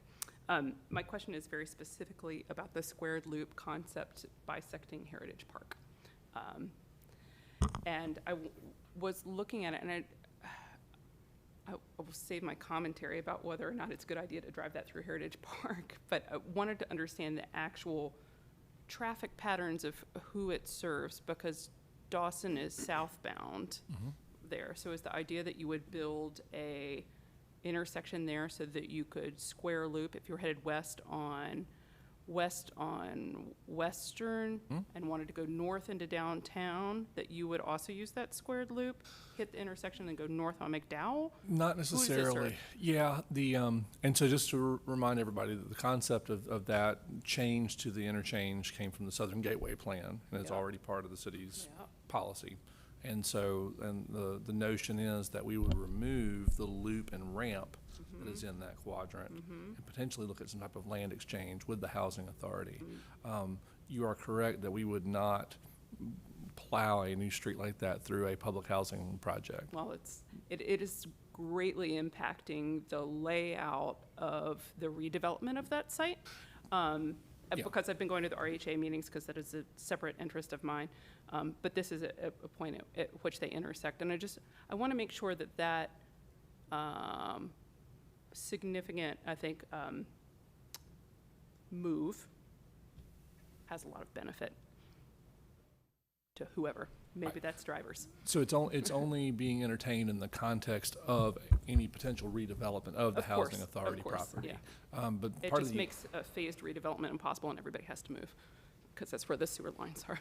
I understand that issue. But the idea of creating a land swap and integrating, as we've done with now with P Street and Harrington, you no longer have that dead land that's inside of what is ostensibly a suburban style highway design. So we're restoring street grid in this area. One of the big benefits from BRT specifically is this, in concert with the other West Street extension, directly connects West Street to Western Boulevard, which then allows us, right now, our BRT planning is a little bit circuitous through downtown. This allows for BRT to come in on Western and connect directly into Raleigh Union Station. So these roads start becoming more connected to the street grid and have a higher traffic volume. Yes. One of the concerns that I think this commission has expressed about the squared loop concept, and I like the idea of squared loop concepts. I worked with you on the P Street one, is that it free flows, and so it doesn't, that land that is dead space still kind of feels like dead space, with the addition of it being more urban style development with free flowing off ramp traffic. And I know there was a concern of the NCDOT. Do you foresee the traffic volumes as part of this move as being as substantial as those at Peace, or how do you think this will work for a person, a bicyclist or a pedestrian or a resident? We're probably talking the same scale of traffic as Harrington and P Street, although P Street has lower volumes than Western Boulevard does, but in terms of what we're talking about with this type of extension of West Street, if it's connected through under the railroad tracks and to Union Station. Some busy roads. Yeah, we're still talking fundamentally about 2-lane streets. Okay, That's And good. so that is our intent. We don't really want to build anything larger than that. Yeah. And then the debate is if there's going to be any type of on-street parking. We learned a lot from doing the connection of Johnson Street with Harrington. DOT asked for a free flow movement with that intersection. We are going to move away from that That's based great. on recent discussions that we've had. Yeah. And so we would not I emulate the wouldn't want same to live here. next to it, and I certainly don't want our RHA residents to live next to it either. So, Agreed. to the extent that, I mean, I'm not saying that it is on its face a bad move, I'm just saying it has, it creates obstacles for phased redevelopment that is, being discussed in front of council right now, and results in the displacement of a lot of the children in my kids' school, which is, how I came to this. So I just want to make sure it is worth it from a traffic volume perspective, and that there are ways that we can plan it so that it is a road you'd want to live on. So, Agreed. thank you. The rest of it I'll save for committee. Yeah, as far as I know, you said we're going into design phase. I mean, just from a very high level perspective, I mean, maybe it's more of a question for transit staff, but do we have like a general idea of what the cross section is going to look like on the new right of way we're going to carve for the Western Boulevard extension? Because my question is basically, I mean, looking at I know the current street plan is kind of more of just a overall high level guide, but like it's currently designated as a 4-lane divided highway or whatever it is. So I mean, obviously, if we're going to carve brand new right of way, I mean, I think it should be a high quality. We should start out with the best we can do, and not. I don't want to see a new right of way with 4 lanes of traffic with BRT in the middle of it. So I mean, I'm just kind of wondering if we have that level of detail yet. It's the location where the last pedestrian was killed when we asked for this. Yeah. Well, I mean, yeah. I mean, if you have the whole. I mean, I'm also curious about the existing Western, the whole length of it. I mean, if we're gonna keep 3 lanes, or if we're gonna drop it to 2, or what that is. I mean, specifically, I'm asking about the new extension, but I mean, the whole thing would be great if we have that level of detail. So that project is at 10% design right now. We are, where we can, looking to,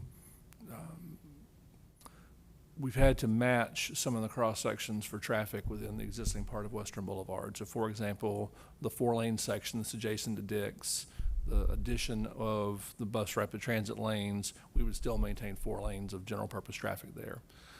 We had hoped that we would be able to look at some lane removal for the 6-lane portion. We, at initial conversations, we are not going to be successful with that with NCDOT. The traffic volumes are well above what a 4-lane road would carry comfortably. Is that a place where friction might help with safety? Yeah. Like if you timed your lights well, could you handle the same volume in 4 lanes?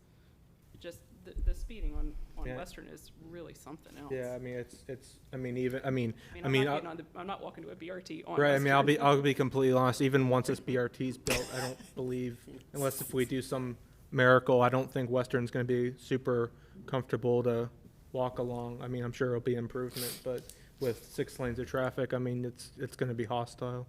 So we think we're going to be able to maintain 4 lanes through the university area. It's that portion between Gorman and the Beltline that's the biggest problem. Right. And we're actually looking at using a compressed type of BRT system in that area. And then before you get to Kenton Method, the bus rapid transit will actually operate in mixed traffic so that we don't increase the footprint.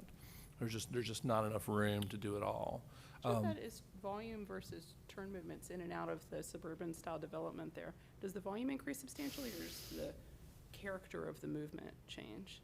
There's so many like fast food driveways and stuff like that. Am I talking about the right spot? Kent Road in that area. Right. Does the volume increase substantially, or is it that I mean, people are getting on the Beltline. People are getting on the Beltline for sure, but there's also people turning, right? And so like I actually avoid that at all costs because I got sideswiped by the bus. Sure. No, there's a pretty significant volume jump once you cross at Gorman Street. Okay, great. And Gorman Street feeds a lot of traffic into that It's also corridor where, as like, all well. the driveways But are. Mr. Crusoe, to your specific point, for the Western Boulevard extension portion, our goal is to have the bus lane and 2 general purpose travel lanes. Okay. And then I assume at some point there'll be, I mean, because I mean, I'm mainly hoping for some type of 3-lane facility. I mean, I would assume that you probably have a turning lane in there maybe every once in a while or whatever. But yeah, I mean, that was kind of my main thing. If we're gonna, like I said, if we're gonna carve brand new right away, I'd like to not build a brand new 4-lane road.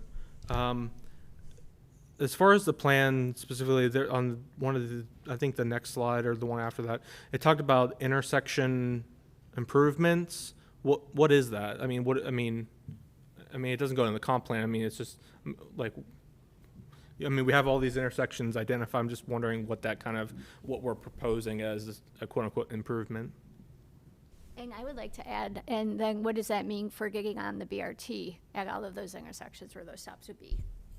To your point Well, a lot of them aren't even at stops. They're just kind of in the study area, so. Are we going to be exploring this later on when we have more time to go into deeper questions? Yeah, and again, this is sort of the high-level part, so I don't know, Danya, if you can go back to the slide with all the bike stuff on it.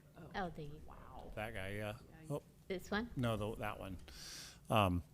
I think this is, in terms of where we are in the stage, this is the one that I wanted to get in front of the board tonight. Most of this reflects the existing bike plan. There are some changes. Again, those will be the ones that will generally be going into a UDO amendment. Once we know what those are, even though this looks busy, if you match this up to the bike plan, most of it will match the existing bike plan. There are some new things, particularly out around the western part where we've got the extension. There have been some realignments of some streets that will occur as part of that, and there are some straight line like Corporate Center, which is currently an existing buffered bike lane.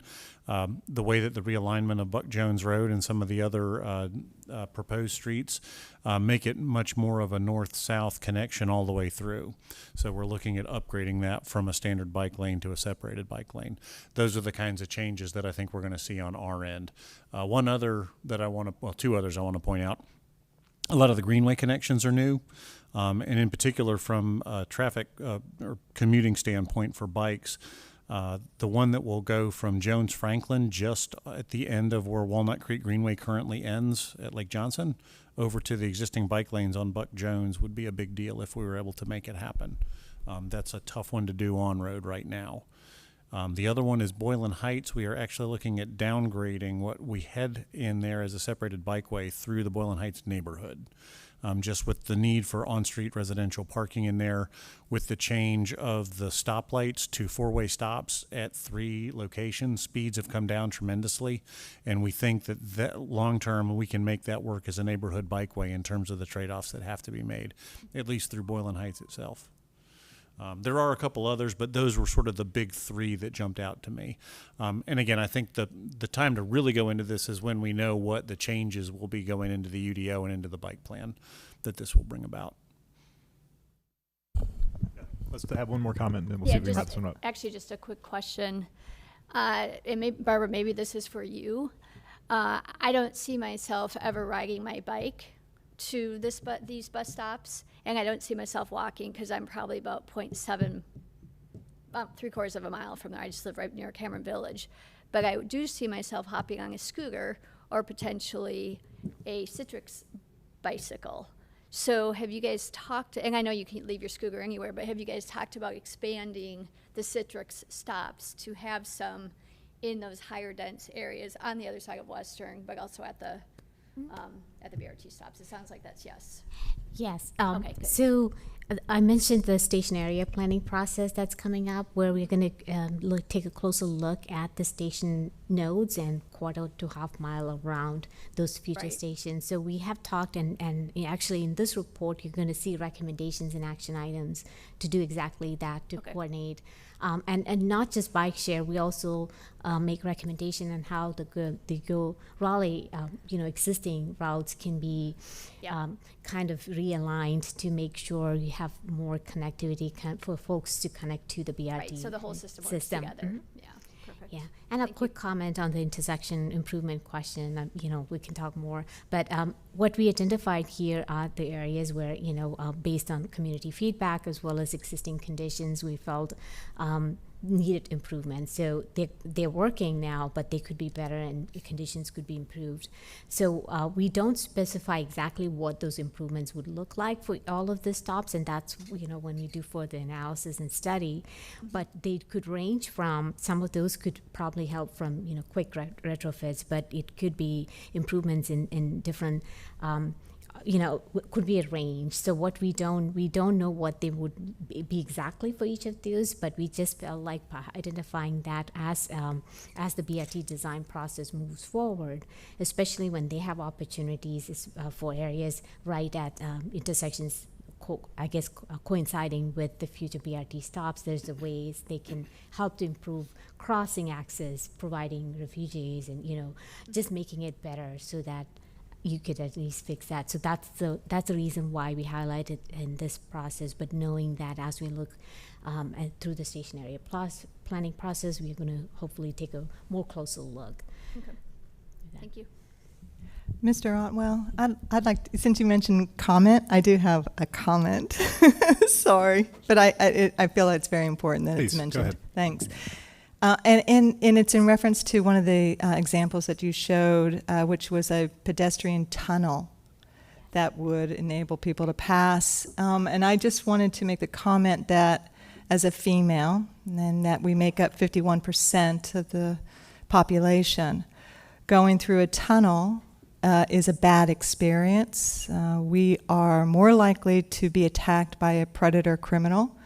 And so by using tunnels, I would prefer that it be for vehicles to go underneath, and so that we have complete exposure, higher visibility for us to be able to feel more comfortable to travel at any time of the day.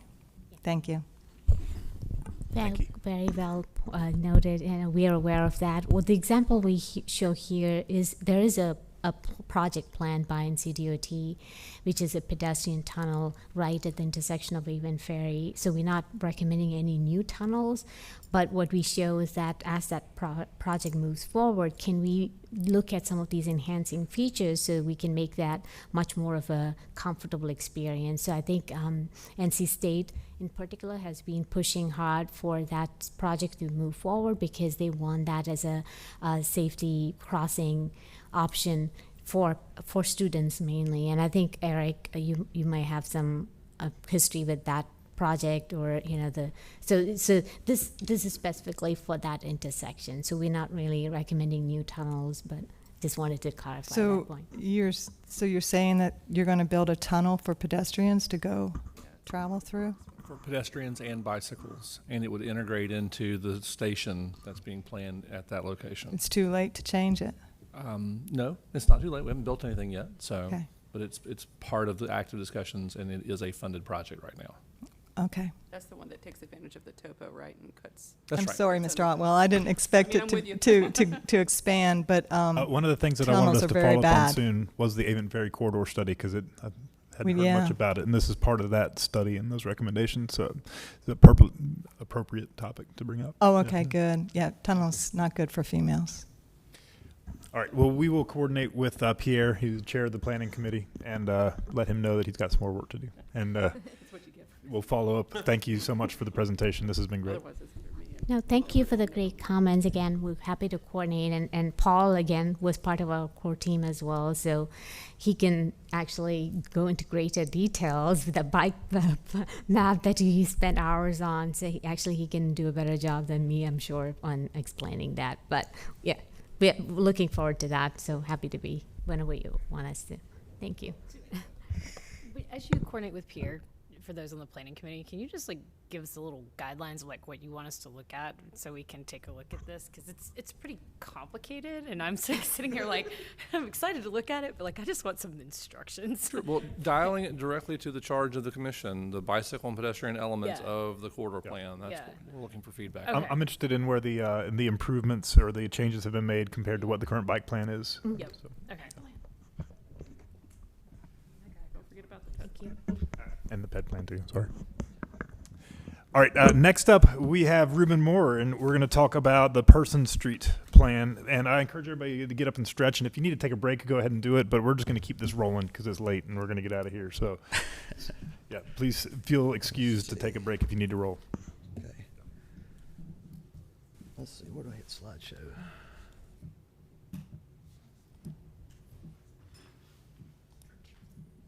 There we go. So, yes, so my name is Reuben Moore. I'm a senior engineer, project manager in the roadway design construction division of engineering services. And one of my projects is the Blunt Street, Person Street two-way conversion project. So I thought I'd try to highlight some of the changes since over the last several months, because you probably know about some of this project from earlier. Some of the information that has changed. I want to talk about Blunt Street between Edenton Street and MLK. That was not originally scoped as our project because of the BRT project. The New Bern BRT project uses that part of that Blunt Street for their project. So as part of our project development, we were hands off on that. And a recent decision was to also not include the same section of Person Street between Edenton and MLK. And our thinking there is that we really need to see how the BRT project operates once it gets into place. And by saving Person Street, if there's specifically in terms of bicycle needs, because bicycle facilities was a big part of the Blunt Person corridor study, there may be things that we can do on Person later that we might not know to do at this point, since at this point we don't know everything that's going to happen with BRT on Blunt Street. So I've got two long skinny red X's on the project map there, and the overall project map in yellow was the is the basic scope of our project. It's quite a long project right through the central business district of downtown Raleigh, thinking in terms of the north-south corridors. And I'm sure you have a understanding of couplets, the one-way streets that work together for northbound and southbound. The big one we have in downtown Raleigh is, of course, the McDowell-Dawson couplet, and then through the center of town you've got the Wilmington Salisbury couplet, and then this corridor is the Blunt Street, Person Street couplet, which has been this way for, my understanding is, over 60 years as a one-way pair of streets. Prior to that time they were two-way streets, so by calling it a conversion, we're thinking about taking it back to the way it used to be. A couple things I want to point out too about the yellow. You see a little piece of yellow up at the top. That's that yellow circle represents a roundabout at Brookside Drive, Automotive Way, and Wake Forest Road. The gap between that circle down to Delway represents phase one of this corridor project, which was Wake Forest Road.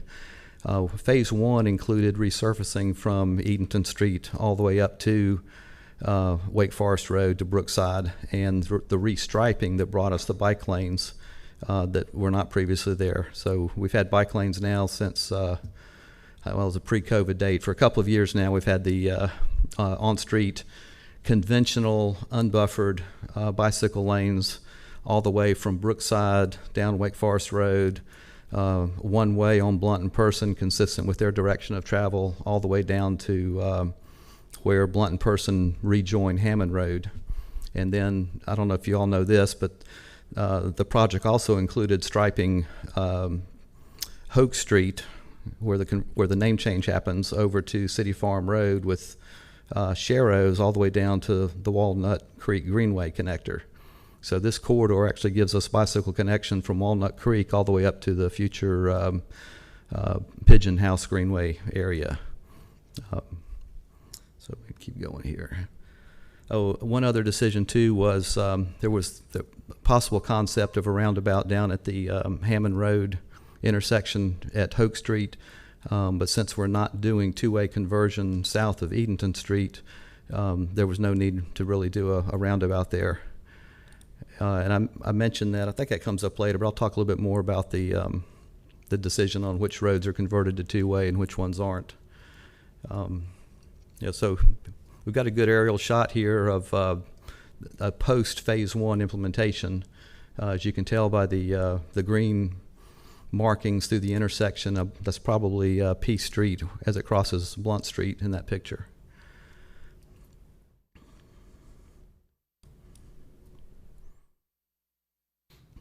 So the stated purpose of the project is to better balance the quality and safety of all the transportation choices. What's lacking in transportation through the corridor mostly is described in the corridor study as the walking, cycling, and transit options. And this is a visualization from our project on some of the enhancements that could be made in the South Park area, south of MLK. This one's on Blunt Street.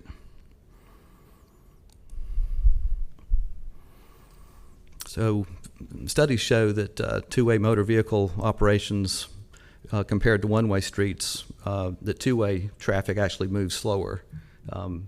Best reason for that is that if there's only one lane of travel in a direction, then the slowest vehicle is going to control the speed of everybody else.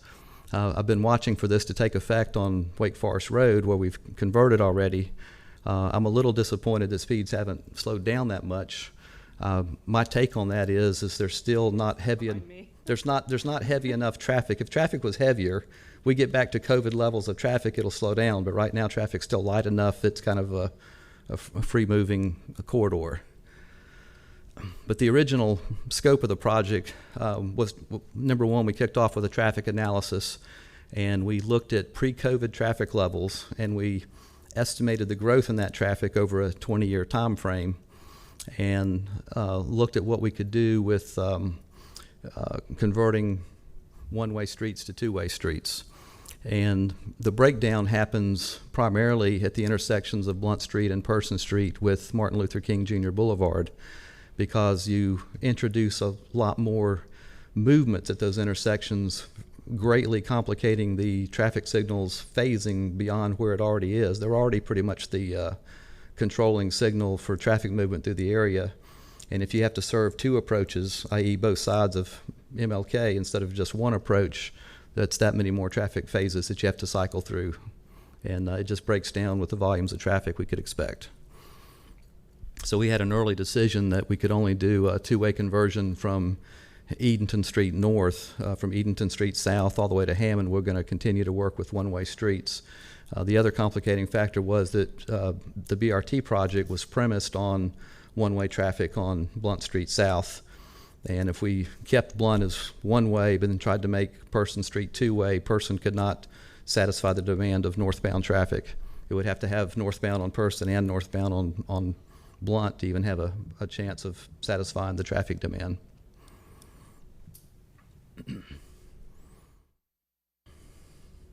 That's basically spelling out what I just said. This was fresh off the presses.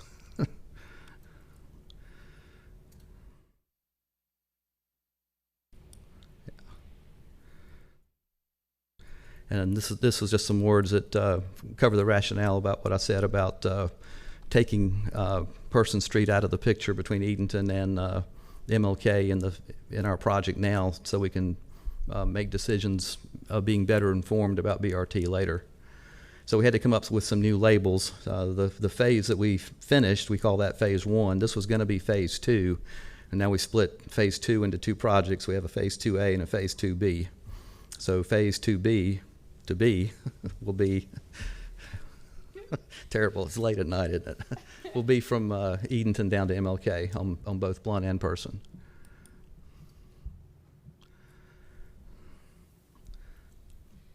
So these are going to be kind of hard to see, aren't they?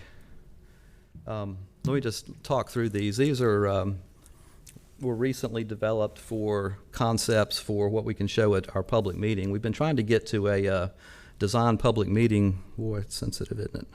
How do you back up? Right click? You can hold the mouse. Oh, that's what it is. Wow. Got it. I didn't know that was working. Okay. We've been trying to get to a public design meeting for some time now, and it looks like we might be able to have one next month. We've been conducting a lot of stakeholder meetings, just getting feedback, continual feedback on different project concepts. I didn't even breathe on it that time. And what we've come up with, basically, there's two options in the what we're calling the South Park area, basically from MLK down to Hoke Street. And there's 3 options in the Edenton Street section north. The reason there's one extra option in the north section is we actually have a wider cross section on Blunt Street. So the main question that we want to take to the public is whether or not to use parking as a buffer for the bike lane or keep it curbside as a buffer for the sidewalk.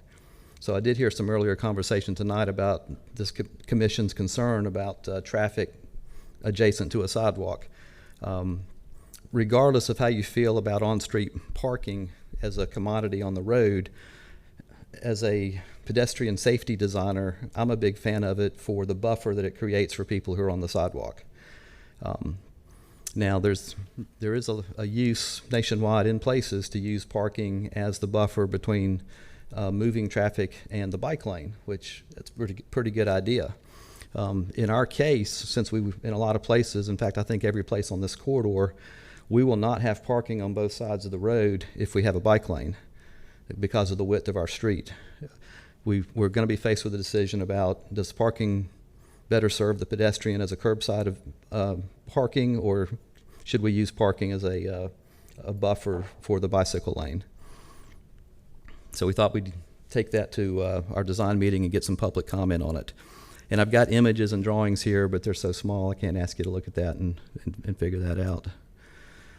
This one comes with a little bit better picture on the bottom left. This is an example of parking being used as a buffer for the bike lane. And if you'll notice, the rightmost car in the image is adjacent to whatever the sidewalk is. And so a lot of the sidewalk in this corridor does have a bit of a grass buffer, generally not the 6-foot standard that we like to see. And in more of the downtown area, it's actually flush with the back of curb in a lot of places. And then in South Park, there's maybe a 2-foot, 3-foot grass buffer generally. And you see a little bit of cross-hatching next to the curb there. That's not really pavement marking. It's just a way to cheat in street view to represent the 2 foot of gutter that is between the face of the curb and the travel lane. And it became kind of problematic in talking about cross-sections because we can count that space towards the width of a parking spot, but we cannot count that space towards the width of a bike lane.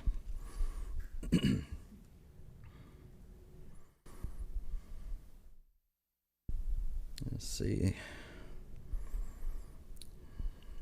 So this is the one that in recent conversations has gotten me a little bit more excited. I mentioned that we have a wider cross-section on Blunt Street in the section from Edenton up to Delway. And it's wide enough that we're pretty sure we can get a 2-way cycle track and still have one side of parking along with 2-way traffic. This would be like about close to a half a mile of facility. And that's the third option that we have in that north section to talk about. And then the other 2 options, again, the big difference is we're talking about 2-way traffic on the north side versus 1-way traffic on the south side.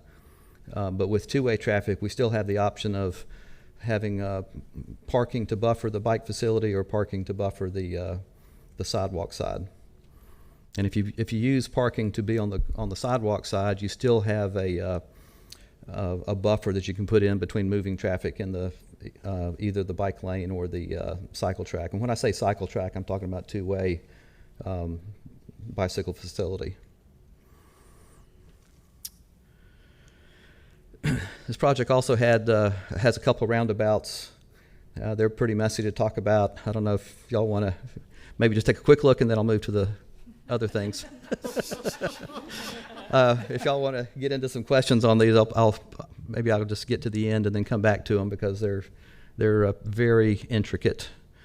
Let me just mention the schedule. I had to kind of think through this because we have been getting delayed on where we want to be.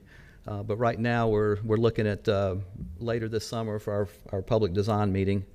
And if we can pull that off as scheduled, hopefully we can advance into a advanced public meeting within 4 months or so. That's been our typical minimum time between public meetings.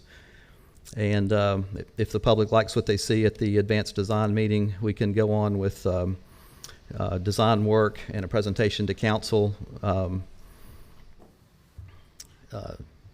next year. I looked at 2022 and I wasn't thinking, that's not next year, is it? But it is. And if we can meet that timetable, then by fall of next year, about a year from now, we could be at advertising and awarding this project and beginning construction early the following year. And just to let you know what other information I brought with me, talking about things you can't read, I do have a space-by-space parking assessment for Person Street. It's an estimate of the section that's not in our, it's going to be Phase 2B, not Phase 2A, as well as I copied the one from the BRT project that the BRT consultant prepared, which is a different project manager, different engineer, same division. The bottom line on both of these charts is these projects are going to take on street parking. And based on what options you choose, they'll either take quite a bit or they'll take a lot. And a lot's more than quite a bit.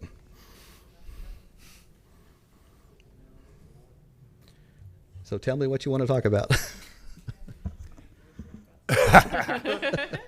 Yeah, let's. Well, let me preface this by saying we really wanted to make sure we got this presentation in a timely manner because it has an impact on how we respond to the BRT question. Because BRT is proposing, as part of its plan, to eliminate a couple blocks of bike lane along Wilmington Street, and the BRT plan counts on the Phase 2 Blunt Person Street project to fill that, say like, hey, this is no longer the bike corridor. We're going to go put it over on Person Street. So this is the bicycle corridor that we got, and so we want to make sure that like this is what BRT plan envisions as being the main northwest bicycle connector on this side of town, as opposed to the West Street connector on the left side, on the west side. So with that context, please go ahead. I'm so happy to see this project moving forward, and I'm so happy to see you doing it. So It's been moving forward just kind of quietly and behind the scenes with all our stakeholder meetings. It's great. I mean, yeah, I was pregnant with twins who are now 8 when we started working on this, and so happy to see it keep going. I just want to make sure that my grandkids can use it. Right. I mean, that's really. I was going for my children. Now I'm going for my grandkids. Well, my 13-year-old can already ride longer than I can, so there you I'm in well, trouble. I guess the idea is we're going to build streets that 8-year-olds want to ride on. So 8 to 80. 8 to 80. I'll be 80. So thinking about South Park and this question of where the bike lanes go, and I'm going to come at this as a pedestrian, so forgive me, colleagues. I really want to see street trees on these streets, and we never put them in the street sections, and I don't know why, but because these are NCDOT roads, and I know that'll be taken into consideration. It is another level of buffer, and this is a residential neighborhood, so to the extent that that can be part of our decision-making, I think it's important. Also, wanted to bring up the notion of what might redevelop along this corridor between now and when we hit bid. For example, I know that there's those stacked townhouses that were approved as a rezoning. I don't think as a site plan yet, although it's been some time. I'm real rusty. On the side of the former Carolina Coach site on between South Blunt and South Person, and further south from there, there's been property acquisition and consolidation, and I can imagine a couple of other spots up there looking at the zoning. So using that as part of the consideration as well, like what can we acquire or require as part of those redevelopment projects in terms of sidewalk width, multi-use paths, street trees, buffers, and then also what the character will be. Will there be driveways there?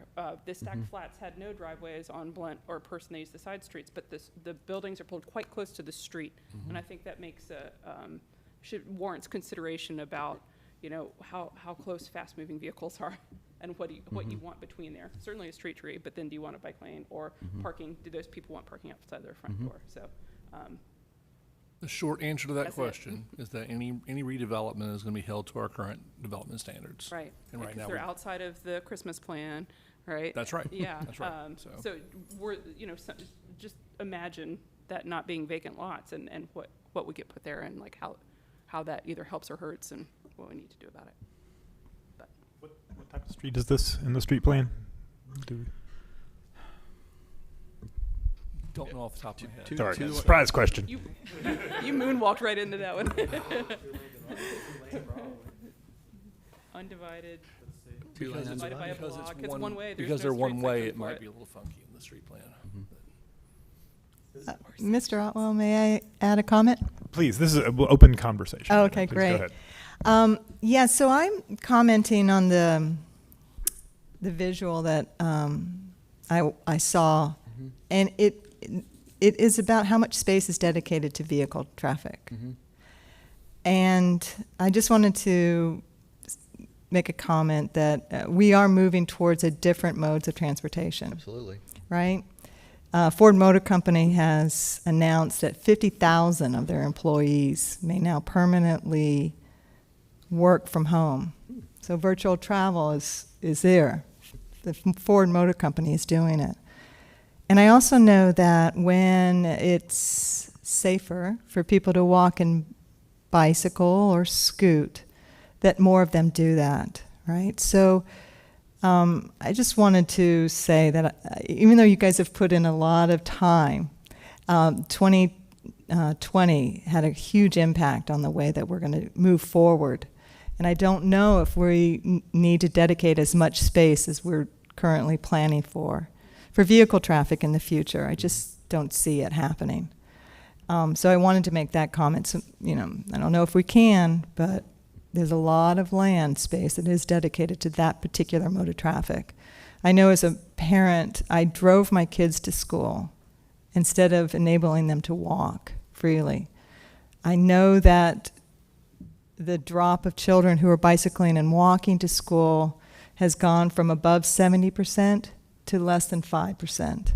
And it is because of vehicle traffic dangers, right? So if we increase the space for that mode of traffic, make the experience feel comfortable, relaxed, and secure, there will be even more, or there'll be less vehicles needed on the road because of it. And that's my comment. Thank you. Thank you very much. Joe? Just as far as I share Raleigh's comment, the street plan has this as a 4-lane avenue with parking. So then, I guess it's 2-lane. I don't know how that works exactly with one-way traffic. But and as far as that redevelopment, a PD was approved like last year, I think. So it should be something eventually.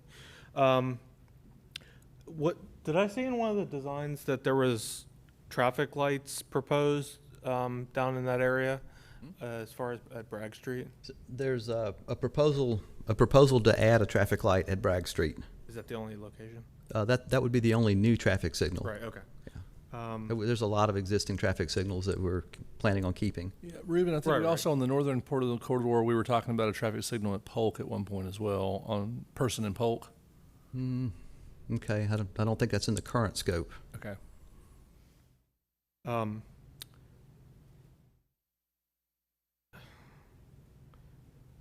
You can go to somebody. I'll formulate my question. Yeah, I have a question. Yeah. So north of Edenton will be converted to two-way traffic, both streets. South of Edenton will remain one-way traffic. That's right? And immediately south of Edenton, between Edenton and MLK, it won't even be part of our project for now.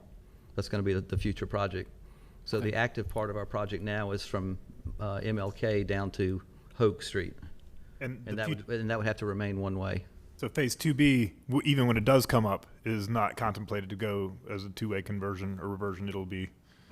I think we'll have to do a new traffic analysis. Don't mess with you. Well, and to Ms. Gellenbeck's point, there's a lot of unknowns about how traffic is going to change in a new post-pandemic paradigm with regards to peak hour traffic and traffic demands, and there's a lot to be learned. So we're going to say that right now it's not feasible, and we're moving forward with phase 2. But 2B, we're going to assess when it comes up. So phase 2A basically started with a traffic analysis. That's like the first thing we did. So I think it kind of depends on how long it takes to really start phase 2B, but it makes sense to me that it would also have a traffic analysis. And so we're looking forward to phase 2B to get our bicycle facility installed. Do you have any idea of the timeline when designed for that? On 2B? Yeah, 2B. if we build this project starting in 2023, and let me just say it might take a year to build, and that's on the shorter side of our average projects, then we probably would want to evaluate BRT operation for at least a year. That's 2024, so probably the beginning of 2025. You would start planning. So how long are you not whole? What was that? How long is the bike network not whole? Well, depends how long it takes. So, It depends how long. so it the takes to BRT build. project will take the bike lane on Blunt, is my understanding, down to Martin, not Martin, Yeah, one block south of Moore Square, or farther. My understanding, it goes from Eden Okay. down to Martin. So we're not taking the bike lane off a person, so that'll remain for the duration. So really, the missing gap will be on Blunt Street only. Well, yeah, but you only have the one way of. You're gonna have to Can't two-way really that lane. contraflow, I guess. Yeah. Yeah, You shouldn't want to. we're talking about not having a southbound bike component from Edenton to wherever the BRT project ends. Yeah, Martin Street. Okay. It turns at Martin. I happen to live right there. I'm not afraid of biking on the sidewalk. It's not my first choice. I'm afraid of you biking on. Yeah, I'm And afraid of biking I, on the sidewalk. I'm more afraid of biking over a parking garage driveway, despite the mirrors. But I yield to all pedestrians. Yeah. Like, sorry, go ahead. Well, I was just gonna make it. We're gonna talk about this a lot more with, as far as BRT, but I'll just make a comment now publicly. It's my kind of preference as far as this, the 3 blocks from Edenton down to Martin. I would like to see the BRT run in mixed traffic, and then build a protected lane. I don't believe with the kind of traffic we have, and especially if you have some type of signal priority to make the left coming down onto Blunt. If the bus can get out in front of traffic, I find it hard to believe that there's a significant speed improvement for 3 blocks. And as was mentioned, I mean, this is going to be a major gap in the network for realistically probably a decade. So I'll just make that comment as that's how I feel, or what I believe should be the future design, but we're going to talk about it a lot more. So, I hope this isn't a dumb question, but I feel like if you're driving and you're taking something that's right now one-way directional, and you're going to change it to 2-way for part of the time, but if you're actually going the whole length of the corridor, you're going to push traffic to have the same pattern as it does now, where there's going to be more users going south. It's not going to be balanced, right? Because you're just going to want to flow through town, and if you have the option to take one versus the other, you're going to take the one where you don't have to turn and stop and go around the block, right? Because there's part of the, from like Edenton to MLK is going to end up being go back to one way. So how does that impact what we should be thinking about in terms of like bike lanes and facilities? Because it seems like there's going to be 5 to 10 years where traffic's going to be lopsided. And maybe people opt, the other way, but I just know how, look, I live there too, right? And I bike there a lot, but I also drive there a lot. So I just know how I would drive through it. Like, I wouldn't want to go around the block. So, yeah. I think I can speak to that a little bit from having looked at the numbers on the traffic analysis.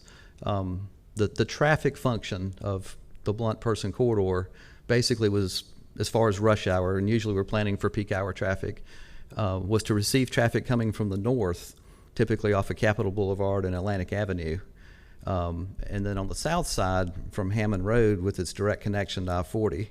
So the southbound influx, just volume-wise, was greater than the northbound influx.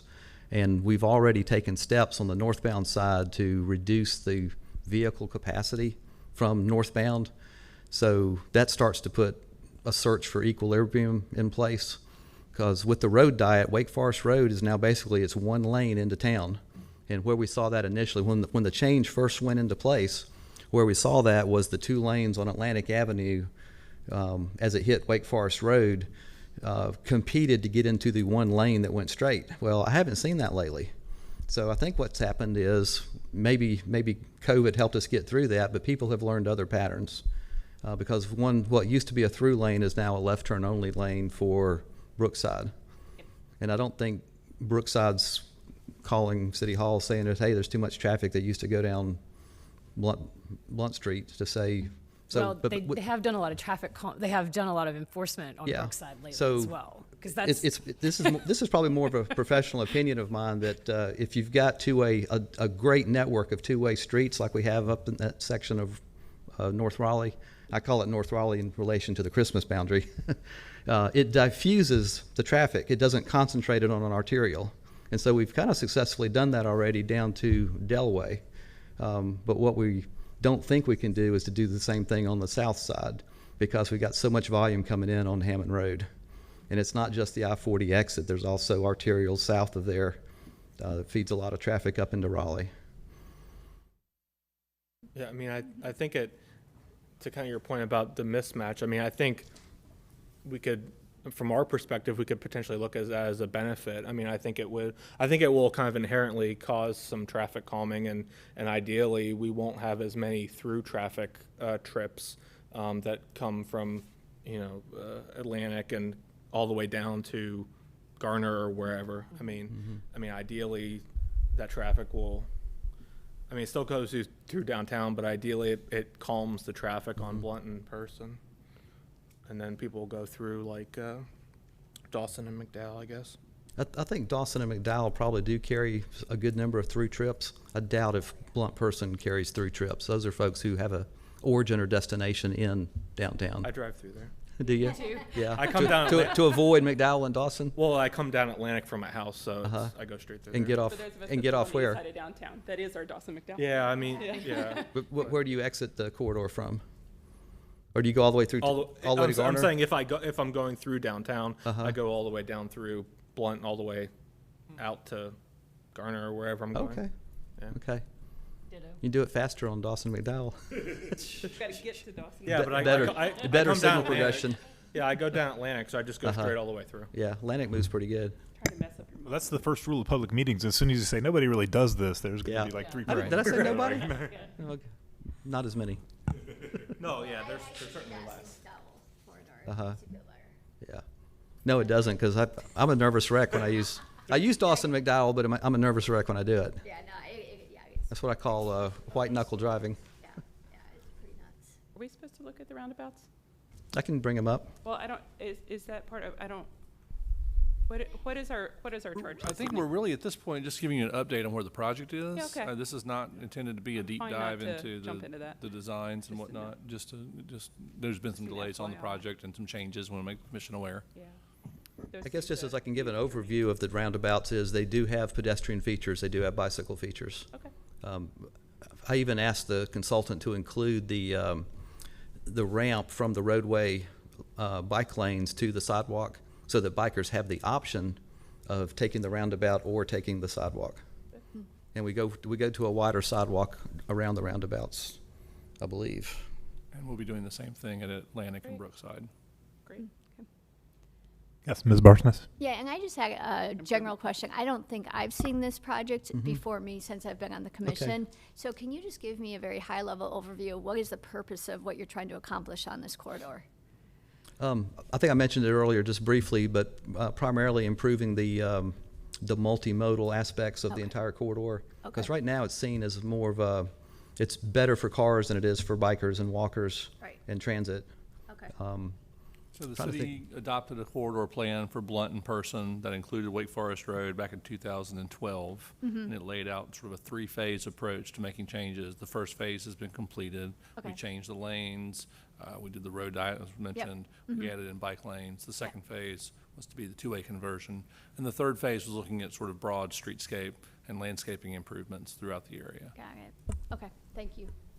Mr. Lamb, I think I've asked this in the past, but one of the things I remember when this was being presented publicly, there was a lot of concern with the residents on those streets for the change in the patterns. They were afraid that they wouldn't be able to exit their driveways because there would be traffic jams. Has there been any thought or into a survey with the residents to see how the change has impacted their lives negatively or positively? Because I believe, to me, this seems like a success story that we can use in the future for other roads that have the same kind of dangerous conditions for pedestrians and bicycle and light vehicle users. I don't think we've talked about any type of formal survey. Part of the community outreach with this is hitting those same people, but we have not talked about a formal survey for after. Talking about Wake Forest Road? I'm talking about Person and Wake Forest Road got it, but Person also was impacted when you guys put in the bike lanes. You took away parking. They were concerned. I think it was a road diet. Yeah. There was a reduction in the vehicle lanes. And if I remember correctly, I was a Changes in public South person Park at the point. specifically was the removal of on-street parking and the addition of bike lanes. And that was for most of the residential areas, and they were concerned about what that change meant for them. Okay, so it was not a road diet in that section. It was the removal of parking. Because they did express concerns about exiting and entering their driveways because traffic would be backed up. So I had the impression that it was a road diet. Anecdotally, up on Wake Forest Road, this was my project back in the dark ages. I used to get calls weekly from property owners, or more specifically, people thinking about buying a house on Wake Forest that were like, would only do it based on when that road diet was going to go in. So I think the fact that that street has continued to stay residential and has property values have increased, but probably fairly directly tied to better management of traffic flow and traffic speeds on that street. I think it's been a big success. And I And think if you get that's behind me, you're going the speed limit. I think that that's an important thing that the city is able to communicate to other residents who are showing concerns for change. Change is always a scare agent, a fear agent. So that's why I bring it up.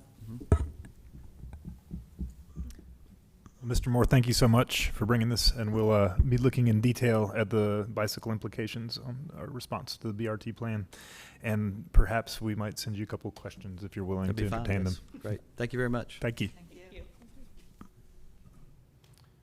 All right. Moving on in the agenda. Next up, we will start with the chair's report, and I have a few things written down.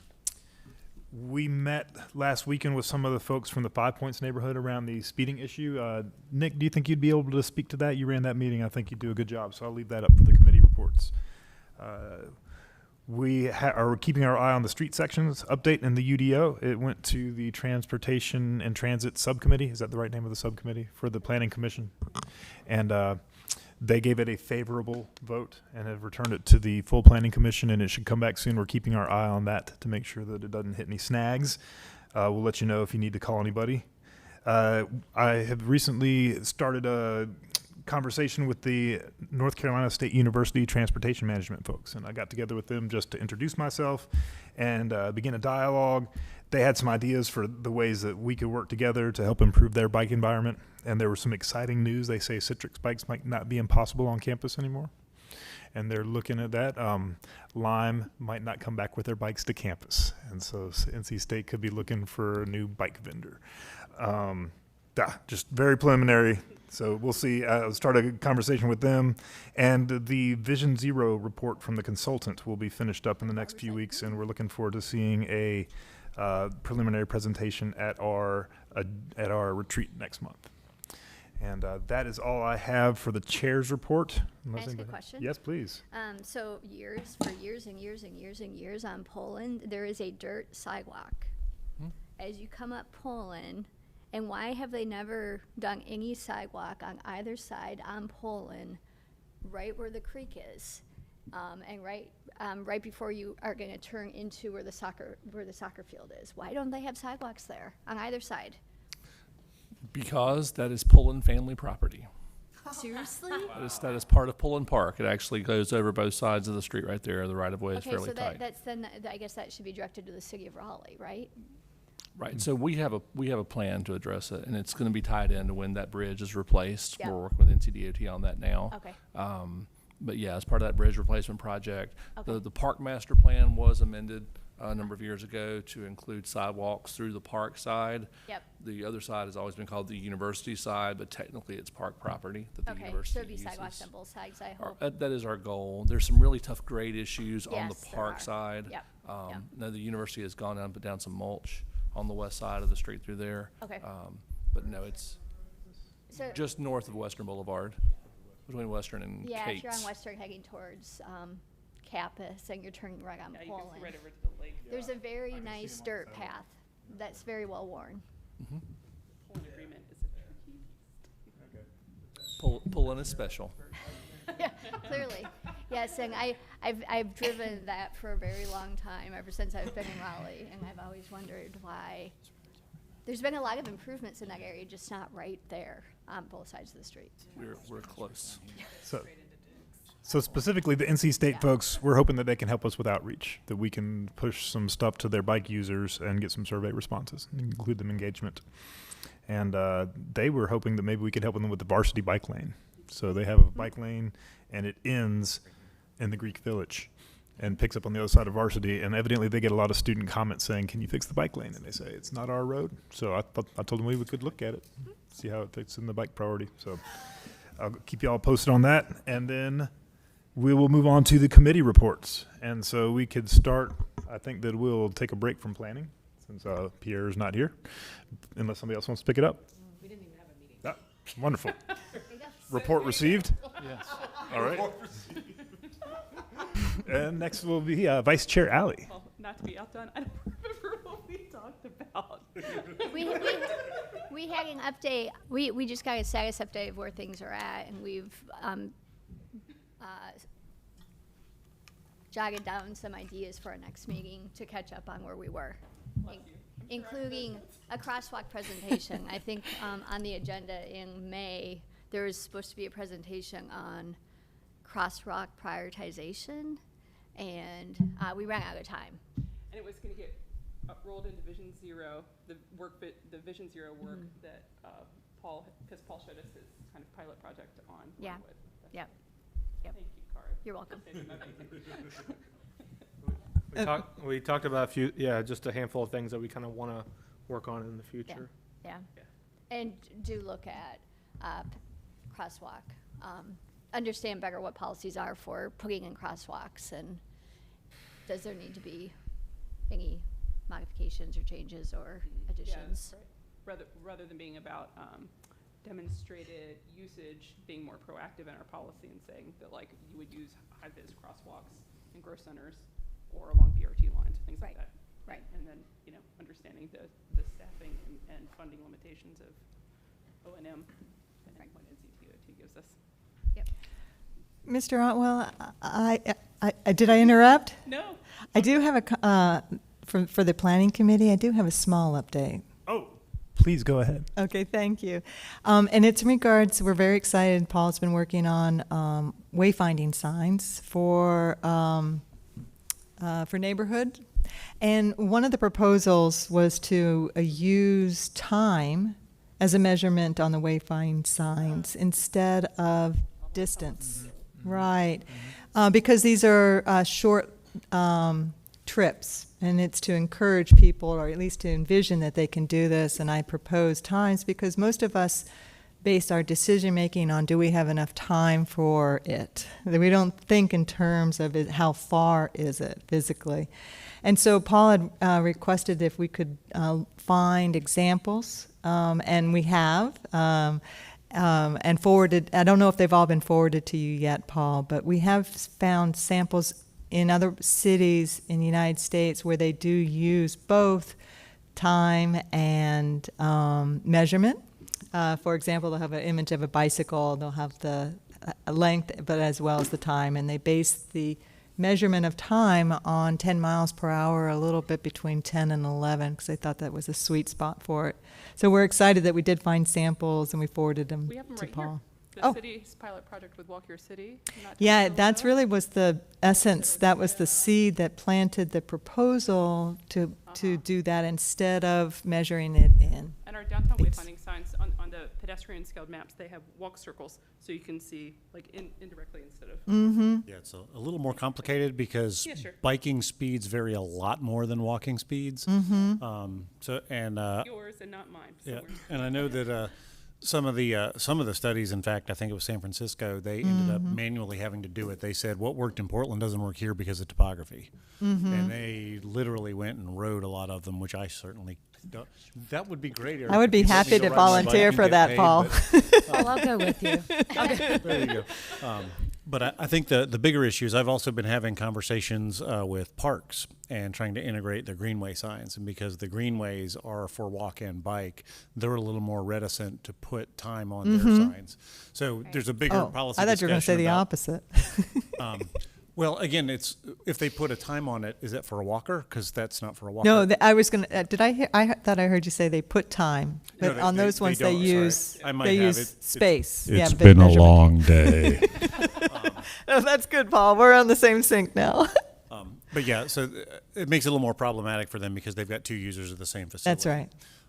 And it's more of a policy level discussion that we'll have a follow up at committee on sort of what we want to do with those findings and the competing interests. Thank you. Mr. Neptune, would you be so good as to provide us with an outreach update? Happy to do so. Thank you, Mr. Otwell. Since Bike Month back in May, outreach and engagement has really been focused on Walktober, and trying to facilitate just as robust of a month of activity that celebrates and acknowledges our pedestrian community, which we're all members of, okay?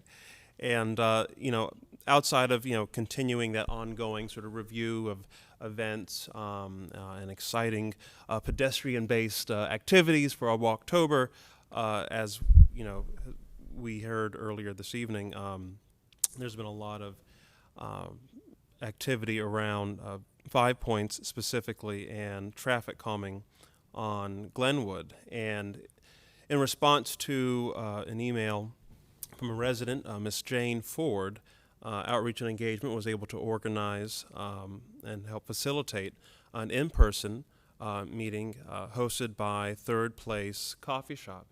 And, the owners of Third Place, David Benson, J.J. Johnston, Miss Jane Ford, many members of the community, a nearby art gallery owner who was impacted by this most recent accident, Miss Leslie Jandrain, and a number of our commissioners were able to attend and participate. Mr. Otwell, you were there, Ms. Gellenbeck, I think Mr. Tong, and I want to say Miss Hatchell. Miss Hatchell was also there, that's right, and her husband, just before heading out, I think, for vacation. Where they saw another crash on the road. Yeah, actually, as they were preparing to leave. As they were preparing to leave a couple hours later. And so, I think, first and foremost, as a community, it was appreciated having just space to kind of share just what exactly is going on, how residents and how business owners are being impacted. And, it's one thing to have a conversation around property loss and the thousands, tens of thousands of dollars that are, incurred with that. But there's a real growing concern and alarm about the potential for the loss of life. And, I think that the response as a city, to a community that effectively is, there is a study and, we're working through this process. I would like to think that we can imagine how that falls on deaf ears, as far as, here again, the city is responding to us, its residents, that, well, there's a study in the works, there's a study coming through. And meanwhile, people are living with this day in, night out, especially in the evenings, right? And it just, I think what people would deeply appreciate, while the study is important and our people are grateful for it, I think that identifying interim steps, solutions, ideas that people can see put into play in real time, not 2 years from now, but in the weeks, months ahead, as soon as possible. Because I think, again, I don't say it lightly, this idea of, we have our own sort of brewing Miami condo situation. You have real people raising the alarm, and yet effectively there's no response. Yes, the response is there's a study coming. Well, people hear that, but it's like, what are we doing right now, like today, not just a study? And, I think sort of to echo a concern or, observations made by my fellow commissioners, Mr. Otwell and Ms. Alley, we know that this is not the only place where this exists. But I think what's sort of getting me, what I appreciate about this engagement opportunity is that I think we as a commission and as individuals can leverage this as almost like a model to reach out and engage other communities across this city that are dealing with the same issue, if not others, like it. And I think the point is that the point of this is simply, and I really do mean this, that the commission, I think the residents of the city, the business owners of the city, deeply, deeply appreciate the work of city staff. We know how hard you're working. We know the constraints you're working with. We know this is an NCDOT situation.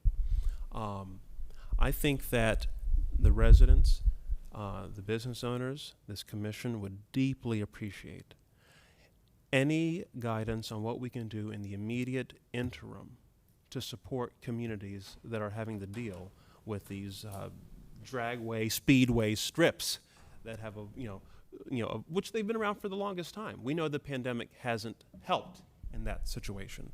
And so anything that I think we can do in the interim to support these communities, there's a commission here that wants to support city staff and to support its residents and its business owners and tackling it together, because we know we're in this together and we know that you do care.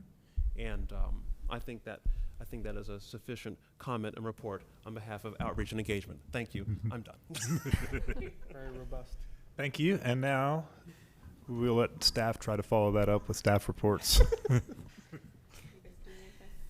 I think I reported this at the last meeting, but I'll reiterate that we now have funding for a full-time Vision Zero coordinator position. So we will be moving forward. The idea is that the consultant work that's being done now gives us a framework for what a Vision Zero program should look like. The good news is we now have a full-time staff member, a new position in place, and that we will now start working on the hiring process shortly for that. It'll be a fairly senior position within our department. It is not an entry-level position, so should be interesting.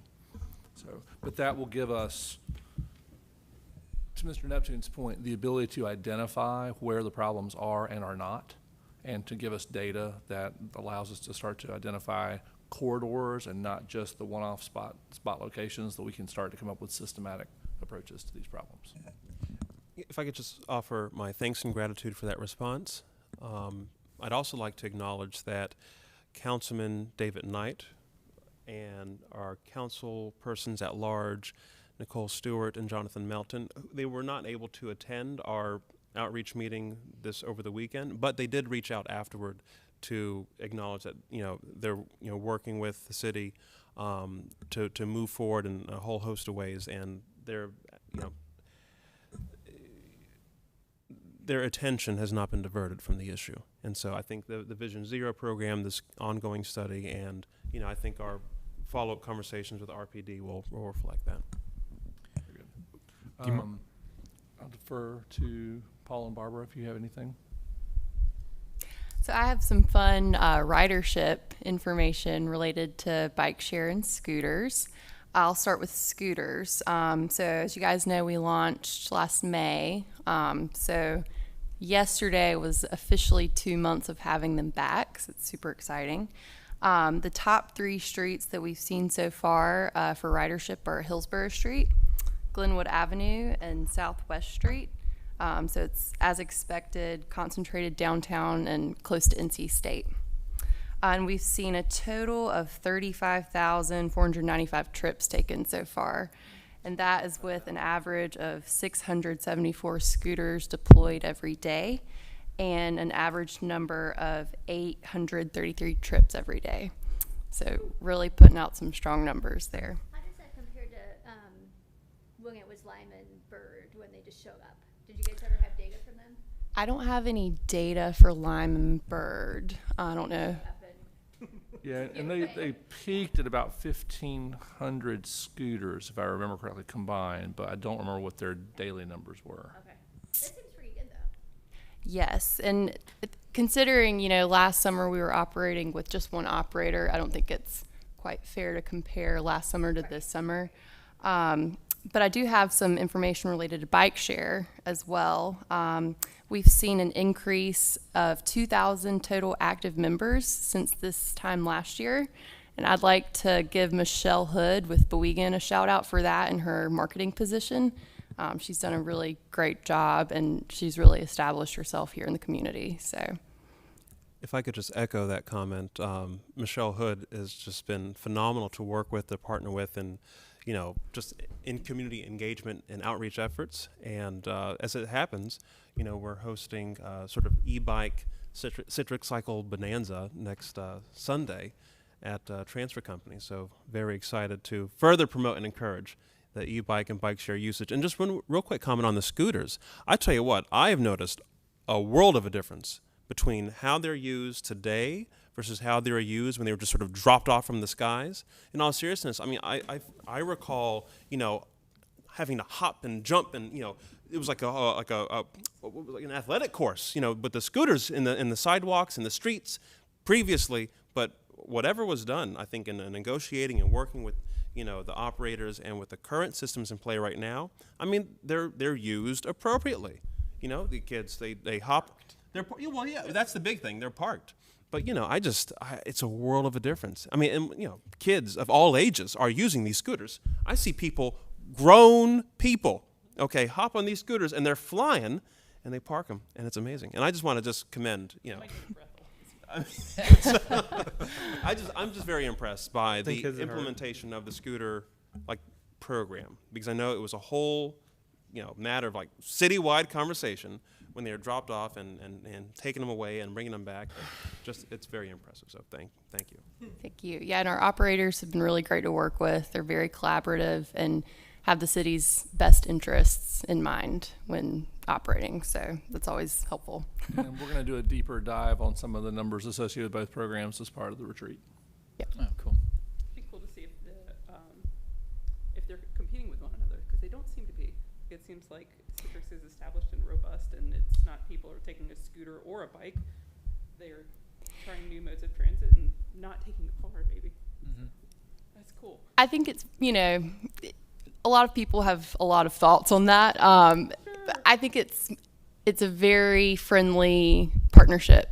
I haven't heard anything negative from either about the other. It makes you drive more carefully, at the very least, even if I'm not on one of them. I do think that it has added to the urban landscape in a way that is both unpredictable for drivers. It makes you more cautious, but also I don't think that we should undersell all those grown adults acting like kids. They're having fun. It is joyous, and I'm really glad that you all figured out a way to make it work. Yep. And I know it wasn't easy, so thank you. I'd also like to share that I participated in the scooter event where you could come down and test ride all of them, and I did, and with my husband, and we used the protected bike routes or lanes, and my teeth shattered. They have no shock absorbers, so if you're not and the reason why is because the bike lanes are essentially gutters. We get the edge of the roadway. And so I wanted to make this comment because I feel it's really important that the bike lanes do get their proper investment of surface material that makes it a smooth ride. And I think you will see even more people opting to use scooters in a proper way, using the infrastructure, because it'll be more physically comfortable and safer for them. And so that's what I wanted to add in my experience. But kudos to you all for finding that collaborative working dynamic with the public and private entities to increase active transportation infrastructure. Yeah, as a follow-up on that, I have a quick question for Mr. Lamb. I thought that there was did the street sweeper there was supposed to be a bike lane street sweeper thing in the budget. Was that actually approved, and are we going to see that on the street somewhere? Yes and yes. Okay. I think he was waiting for somebody to ask that question. We're in the procurement process right now. Okay. Yeah, I mean, because to the point on that, I mean, there's unfortunately they can get quite filled with debris. So hopefully we'll Yes, and on a start to bicycle, remediate that. it's easy to kind of get around it, like you kind of start to accept it. But when you're on a scooter, it's I'm telling you.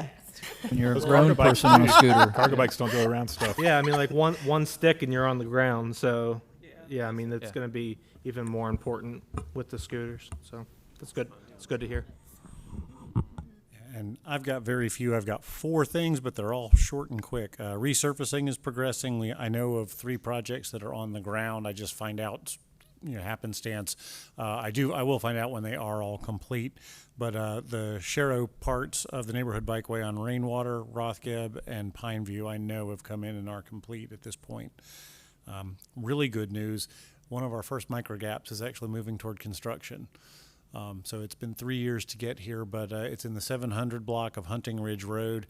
It will fill in a 1-lot gap that connects to a pedestrian punch through at the end of a cul-de-sac that goes to the shopping center. Cool. So this is a really great opportunity. I don't know when it will actually be on the ground, but it is with a package of other projects that has gone out for bid requests. So finally, a little movement on the microgap program. That's really great news.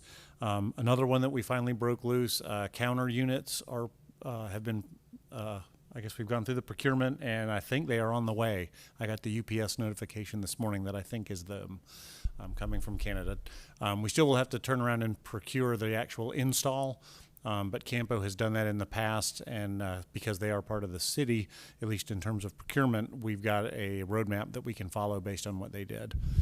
And I hope to have those installed at Industrial and on Hardemont, where we were able to lay some loops in advance during last year's resurfacing. And are these aren't permanent installations, are they? They can be No, deployed at other these are places? permanent. Okay. Yep. Okay. And we chose those locations because of their characteristics. The one on Industrial is going to be a major greenway connection to a major destination with Wegmans and Trader Joe's and Costco and the other shopping and retail. And then Hardemont is actually kind of a really great typical suburban installation. So we wanted to look at what it looks like with a residential mostly context. In that suburban kind of setting. And ultimately, a lot of these permanent counters that we're installing on the roadway side are going to be so that we can set up factors to look at if we have other places that are this kind of location, we know what, like seasonally, what that'll be, so that if we then go out and put on a temporary counter for 24 hours or a week, we can apply those factors back based on some of our permanent count stations. So we wouldn't put these everywhere, but we're looking to have enough of a network established to be able to create the mathematical things we need to be able to do shorter counts and make them more effective. Right. And then lastly, the UDO text change is moving forward. There are a couple of issues that have come up internally, what's a point where we take fee in lieu versus ask for the installation with development, but it is still slated to be on the Planning Commission agenda coming up here soon. And last thing for the commission and your individual committees, the work plan for FY22 is due. So that is something that we are going to ask the commission to take some time to go back and review individual committee elements of the work plan and work on pulling that together as a discussion item at the retreat. Mr. Black, I'd like to make a comment about the bike lanes, the resurfacing. You mentioned Hardemont, and I've driven that more frequently now that it's become aware of it. I really would like to ride my bike on it. I have used Twitter to post a repeat offender of a resident who is parking their vehicles on the bike lane in front of one of Go Raleigh's bus signs, or close enough to it. And is there any thing being discussed about the concerns of vehicles parking in bike lanes that would bring down the safety and comfort for people to feel confident to ride their bikes? Sorry, Mr. Black. No. I just wanted it to be on paper or in writing. I mean, downtown we have a lot more just capability. There are a lot more boots on the ground with the parking enforcement and the parking revenues that come to the downtown district that help fund those positions. Outside of downtown, it is a major challenge. I mean, Okay. because it falls on the Raleigh Police Department, and they've got a lot of other stuff on their plate. True. Okay. Are the no parking signs up on Hardemont yet? The plan is to put them in with the installation. The installation is designed, and I don't know where we are on putting that plan set out to bid. It's one of the standalone marking projects. Eric, Okay, it's imminent. Okay. Okay, thank you. And our thinking was that we didn't want to put the signs out there before we did the striping because residents would be like, why don't you let me park where I used to park? Whereas when it goes in with the striping, it will make a little more sense. Oh, that's why the no parking signs. They'll know which commission to come and complain at. Correct. There is also a traffic calming project. I don't know for those of you who were aware, but there are going to be some roundabouts installed as well. So it is disrupting the original design, but we found out what it was going to be and got that to the consulting firm designing our pavement markings ahead of time. Well, I can add that Industrial Drive, since the no parking signs went up, is a brilliant experience as a bike rider. I use it all the time to visit those shopping centers. So that's really fantastic. And I guess that gives me a fifth thing. I found out today that Parks and Recreation is moving forward with paving that connection. It is imminent. Yeah, I'll be able to get there from my it's really a boost to the overall experience as a bike rider. Yep. And there's a second connection. Also, this one is on Walnut Creek in southeast Raleigh that will connect Vantage Drive, which is currently a dead end. That one is also imminent for folks in that part of the city. Thank you so much. Well, thank you guys very much. Next up on the agenda, we have individual board comments, and I'm going to kick it off by saying I forgot to do this during this chair report, but one of the agenda retreat items will be to discuss bike ped issues with our police liaison. And so I'm going to encourage anybody that has specific questions they'd like to ask to RPD, let's get those together and send them to RPD as soon as possible. They'll be much more likely to give a comprehensive and high-level answer if we don't surprise them on the spot. So I'll try to put together an email with some of the things that we've talked about before, recording where the crashes are happening, communications, what kind of crashes get recorded as what kind of incidents. But anything that you guys want to ask, we'll filter it on up and see. No promises that they'll respond, but it will get a much better chance of a response if we do work ahead of time. And I'll open it up to the general board comments, but I will ask to make them very short if we can, please. We've been over here 3 hours. So, but I promised Mary Jo Gallenbeck that she would have her time to speak on the Trenton Road issue. It was Trenton Road? Yeah. It's Glenwood, actually. Glenwood, the Glenwood issue, sorry. But I won't I wouldn't take your opportunity away, but let's get out of here. Okay. Yes, Mr. Lamb, you mentioned the study of the drivers who are losing control on Glenwood Avenue. And I'd like to ask if in that study we can also include the impact or research that has shown the impact on the human condition for being exposed to that type of vehicle traffic. I understand that this is a state highway. And I do know that there is research being conducted on the impact of both the physical and mental health of highways running through residential and commercial zones that feature high pedestrian traffic or foot traffic. And I'd also like to understand the design of the road that enables drivers to pick up speed. That we're putting, I think, more responsibility on the driver's behavior than we are now analyzing the road's design that induces this subconscious behavior in an individual. And I think that we probably all are guilty of speeding if enabled to do it because of the road design.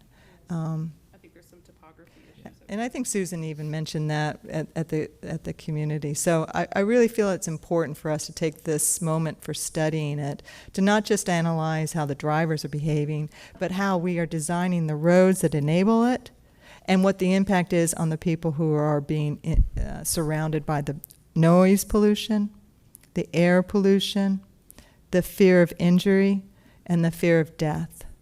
Those are all impacting the residents of those areas. And I know Glenwood is not alone. So this would be awesome if we can incorporate that into it. I'm sorry, Mr. Otwell, but I have two more things. Another one is about Michelle Hood with Citric Cycle. I'm collaborating with Oaks and Spokes and developing a bicycle skill education and introduction class for 55 and older people. So it's open to the public, it's free, and I'm very excited to be a part of it. It's a 3-day program that'll be extended over 6 weeks to help that community to find the confidence to use this as a mode of recreation or possibly transportation. So that's super cool. And the last but not least is I was driving on Yonkers and I saw the new multi-path, right? Beautiful. I'm very excited about that. What I'm concerned about, or what I want to make a comment on, is that the path has a ramp that goes down to the driveway or the street level and then returns and goes up behind the curb. And what I like to propose is that instead of the multimodal path entering into the roadway, that it stays at a consistent level. So vehicle drivers have to go onto the path in order to enter into the facility or to exit the facility, in order to increase awareness for that traffic, mode of traffic, and also to reduce their speeds when they're turning and entering. And that's it. Ta-da. That's something that we can get at the UDO street design, or is that something that would have to be considered separately as like intersection design? So there's some guiding policy on that relative to certain more pedestrian intensive areas, and then really it gets into hydraulic design as far as we don't want to create a situation where we've got there's a lot of factors in that, and topography as well. The answer is in Yonkers' case, because so many of those are commercial and industrial driveways with heavy truck traffic, it would be damaging to create that bump, if you will. It creates a lot of lateral stress on the concrete of the ramp, and it would be a maintenance problem long term. So it's a balancing act. Yeah, we brought it up in the street sections, and then we've brought it up as we see more and more of these multi-use paths instead of bike ped lanes. We brought it up on Avent Ferry, right? That we want to see ramped, it's called a ramp type driveway, as often as practicable. Great. Yeah.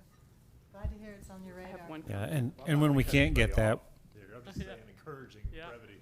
yeah, and when we're not able to get that, again, we are always going to do the high-vis crosswalks across those commercial driveways. Oh, so that'll be the last part for that Yonkers Road? We might not have had that in the initial pavement marking plans because it was designed, 3 or 4 years ago at this point, but that is our standard going forward. My comment is a celebration of city staff and this commission.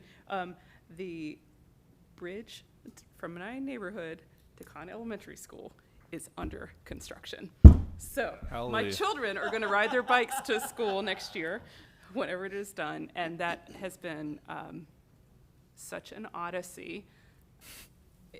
And I really appreciate city staff's work and diligence on that, because it was really threading the needle. And if that site plan came in today, City Council changed the UDO so that wouldn't have even been required. So this is an extra blessing. It is so rare, and the fact that my children get to benefit from it is just makes my heart swell. And I would like to call out the effort of our director, Michael Moore, in negotiating with Wake County Schools to make that happen. Yeah, that was, if you're watching, does anybody watch this? Thank you. Well, as a parent of Conn Elementary alums, I'm really excited to hear that news. Parade of children across that bridge. Conn graduate here. Wow.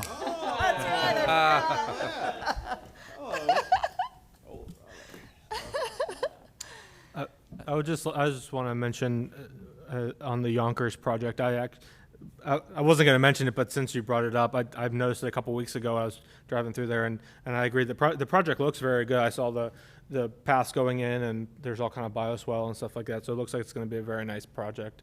But one thing that certainly jumped out at me, and one thing I think we need to kind of look at in the future as a larger UDO policy or whatever, is the length of, or the width of those curb cuts. Is that, I mean, and again, I know that it's a very industrial area, so I understand why that a lot of them were like that, but a lot of these cuts are extremely wide. They're 30, 40 feet probably. So I mean, you're on this little path, and then you're like exposed for like 10 minutes driving, riding your bike across the thing. So just kind of thinking larger scale, I think there's something we need to look at for projects that come up in the future is how wide these breaks in the path are going to be. I just have two quick things, if I may. The Hillsborough Street bike lanes, just want to make sure those are still on the radar, because we're going to have a lot more people using those pretty soon, the remarkings of those bike lanes. School will be in session in less than a month from now, so there will be a lot of people in that area. The other thing is, I rode the downtown north-south connector last week, and I noticed that from Edenton Street north on Harrington, there's a long stretch with no bollards, and it didn't look like it was just a loading zone. And I was kind of wondering, are they going to be going in, or what's going on there? That is the St. Paul's Methodist Episcopal Church, and that is where they staged their motorcades for weddings and funerals. And so that was one of the trade-offs we made, was allow them to use that space for special events. There's also a gap at Explorus for their carpool. Okay, thanks, Paul. You probably answered that question before, but saw it firsthand. So.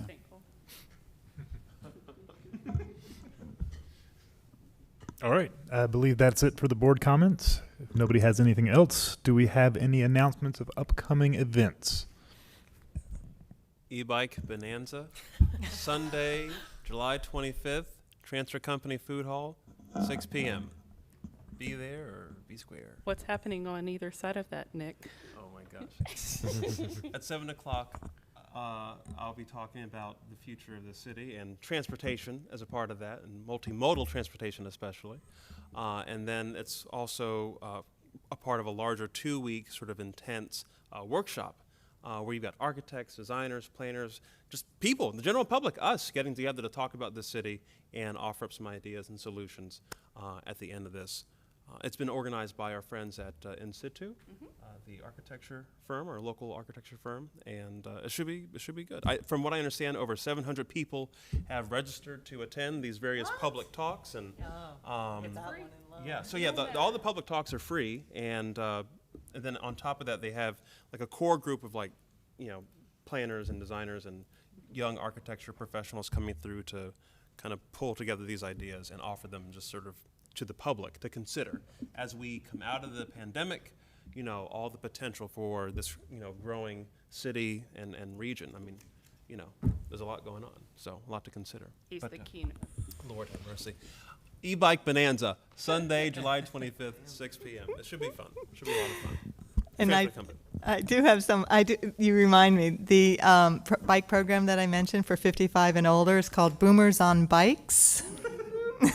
And it launches August 5th.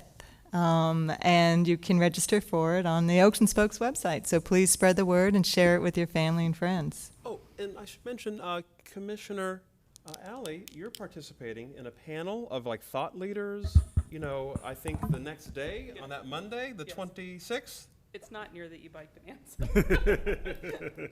Come see Commissioner Alley as a member of a panel, thought leaders for this city, on the 26th. Is that 7 p.m.? At Transfer. Okay, Monday. So lots going on. This commission's popping. All right. I would like to confirm our next Bicycle Pedestrian Advisory Commission meeting will be on Friday, August 13th at 1 p.m. So heads up, we got back for one meeting, and now we're going to switch up the routine again, and we're going to go to the Walnut Creek? Not Walnut Creek. It's Walnut Creek this Yes. time? Okay, good. Walnut Creek Wetland Center. It'll be at 1 p.m. We will not be in the big room. We will be in the medium-sized room. So as you walk in the front door, it's not the big room to the left. It's the one that's around to the right. As long as we get to see the turtle. It's got a better view. Nice. And that will be our August meeting. We won't have a regular August meeting. That's correct. Committee meetings will still occur, but this will be our August meeting. It will be a 3-hour event, just like this. So, thank you everybody for coming. I will adjourn this. Oh, and before I adjourn, Dr. Spooner, thank you for sticking with us this whole time. That's awesome. Thank you. All right, meeting adjourned.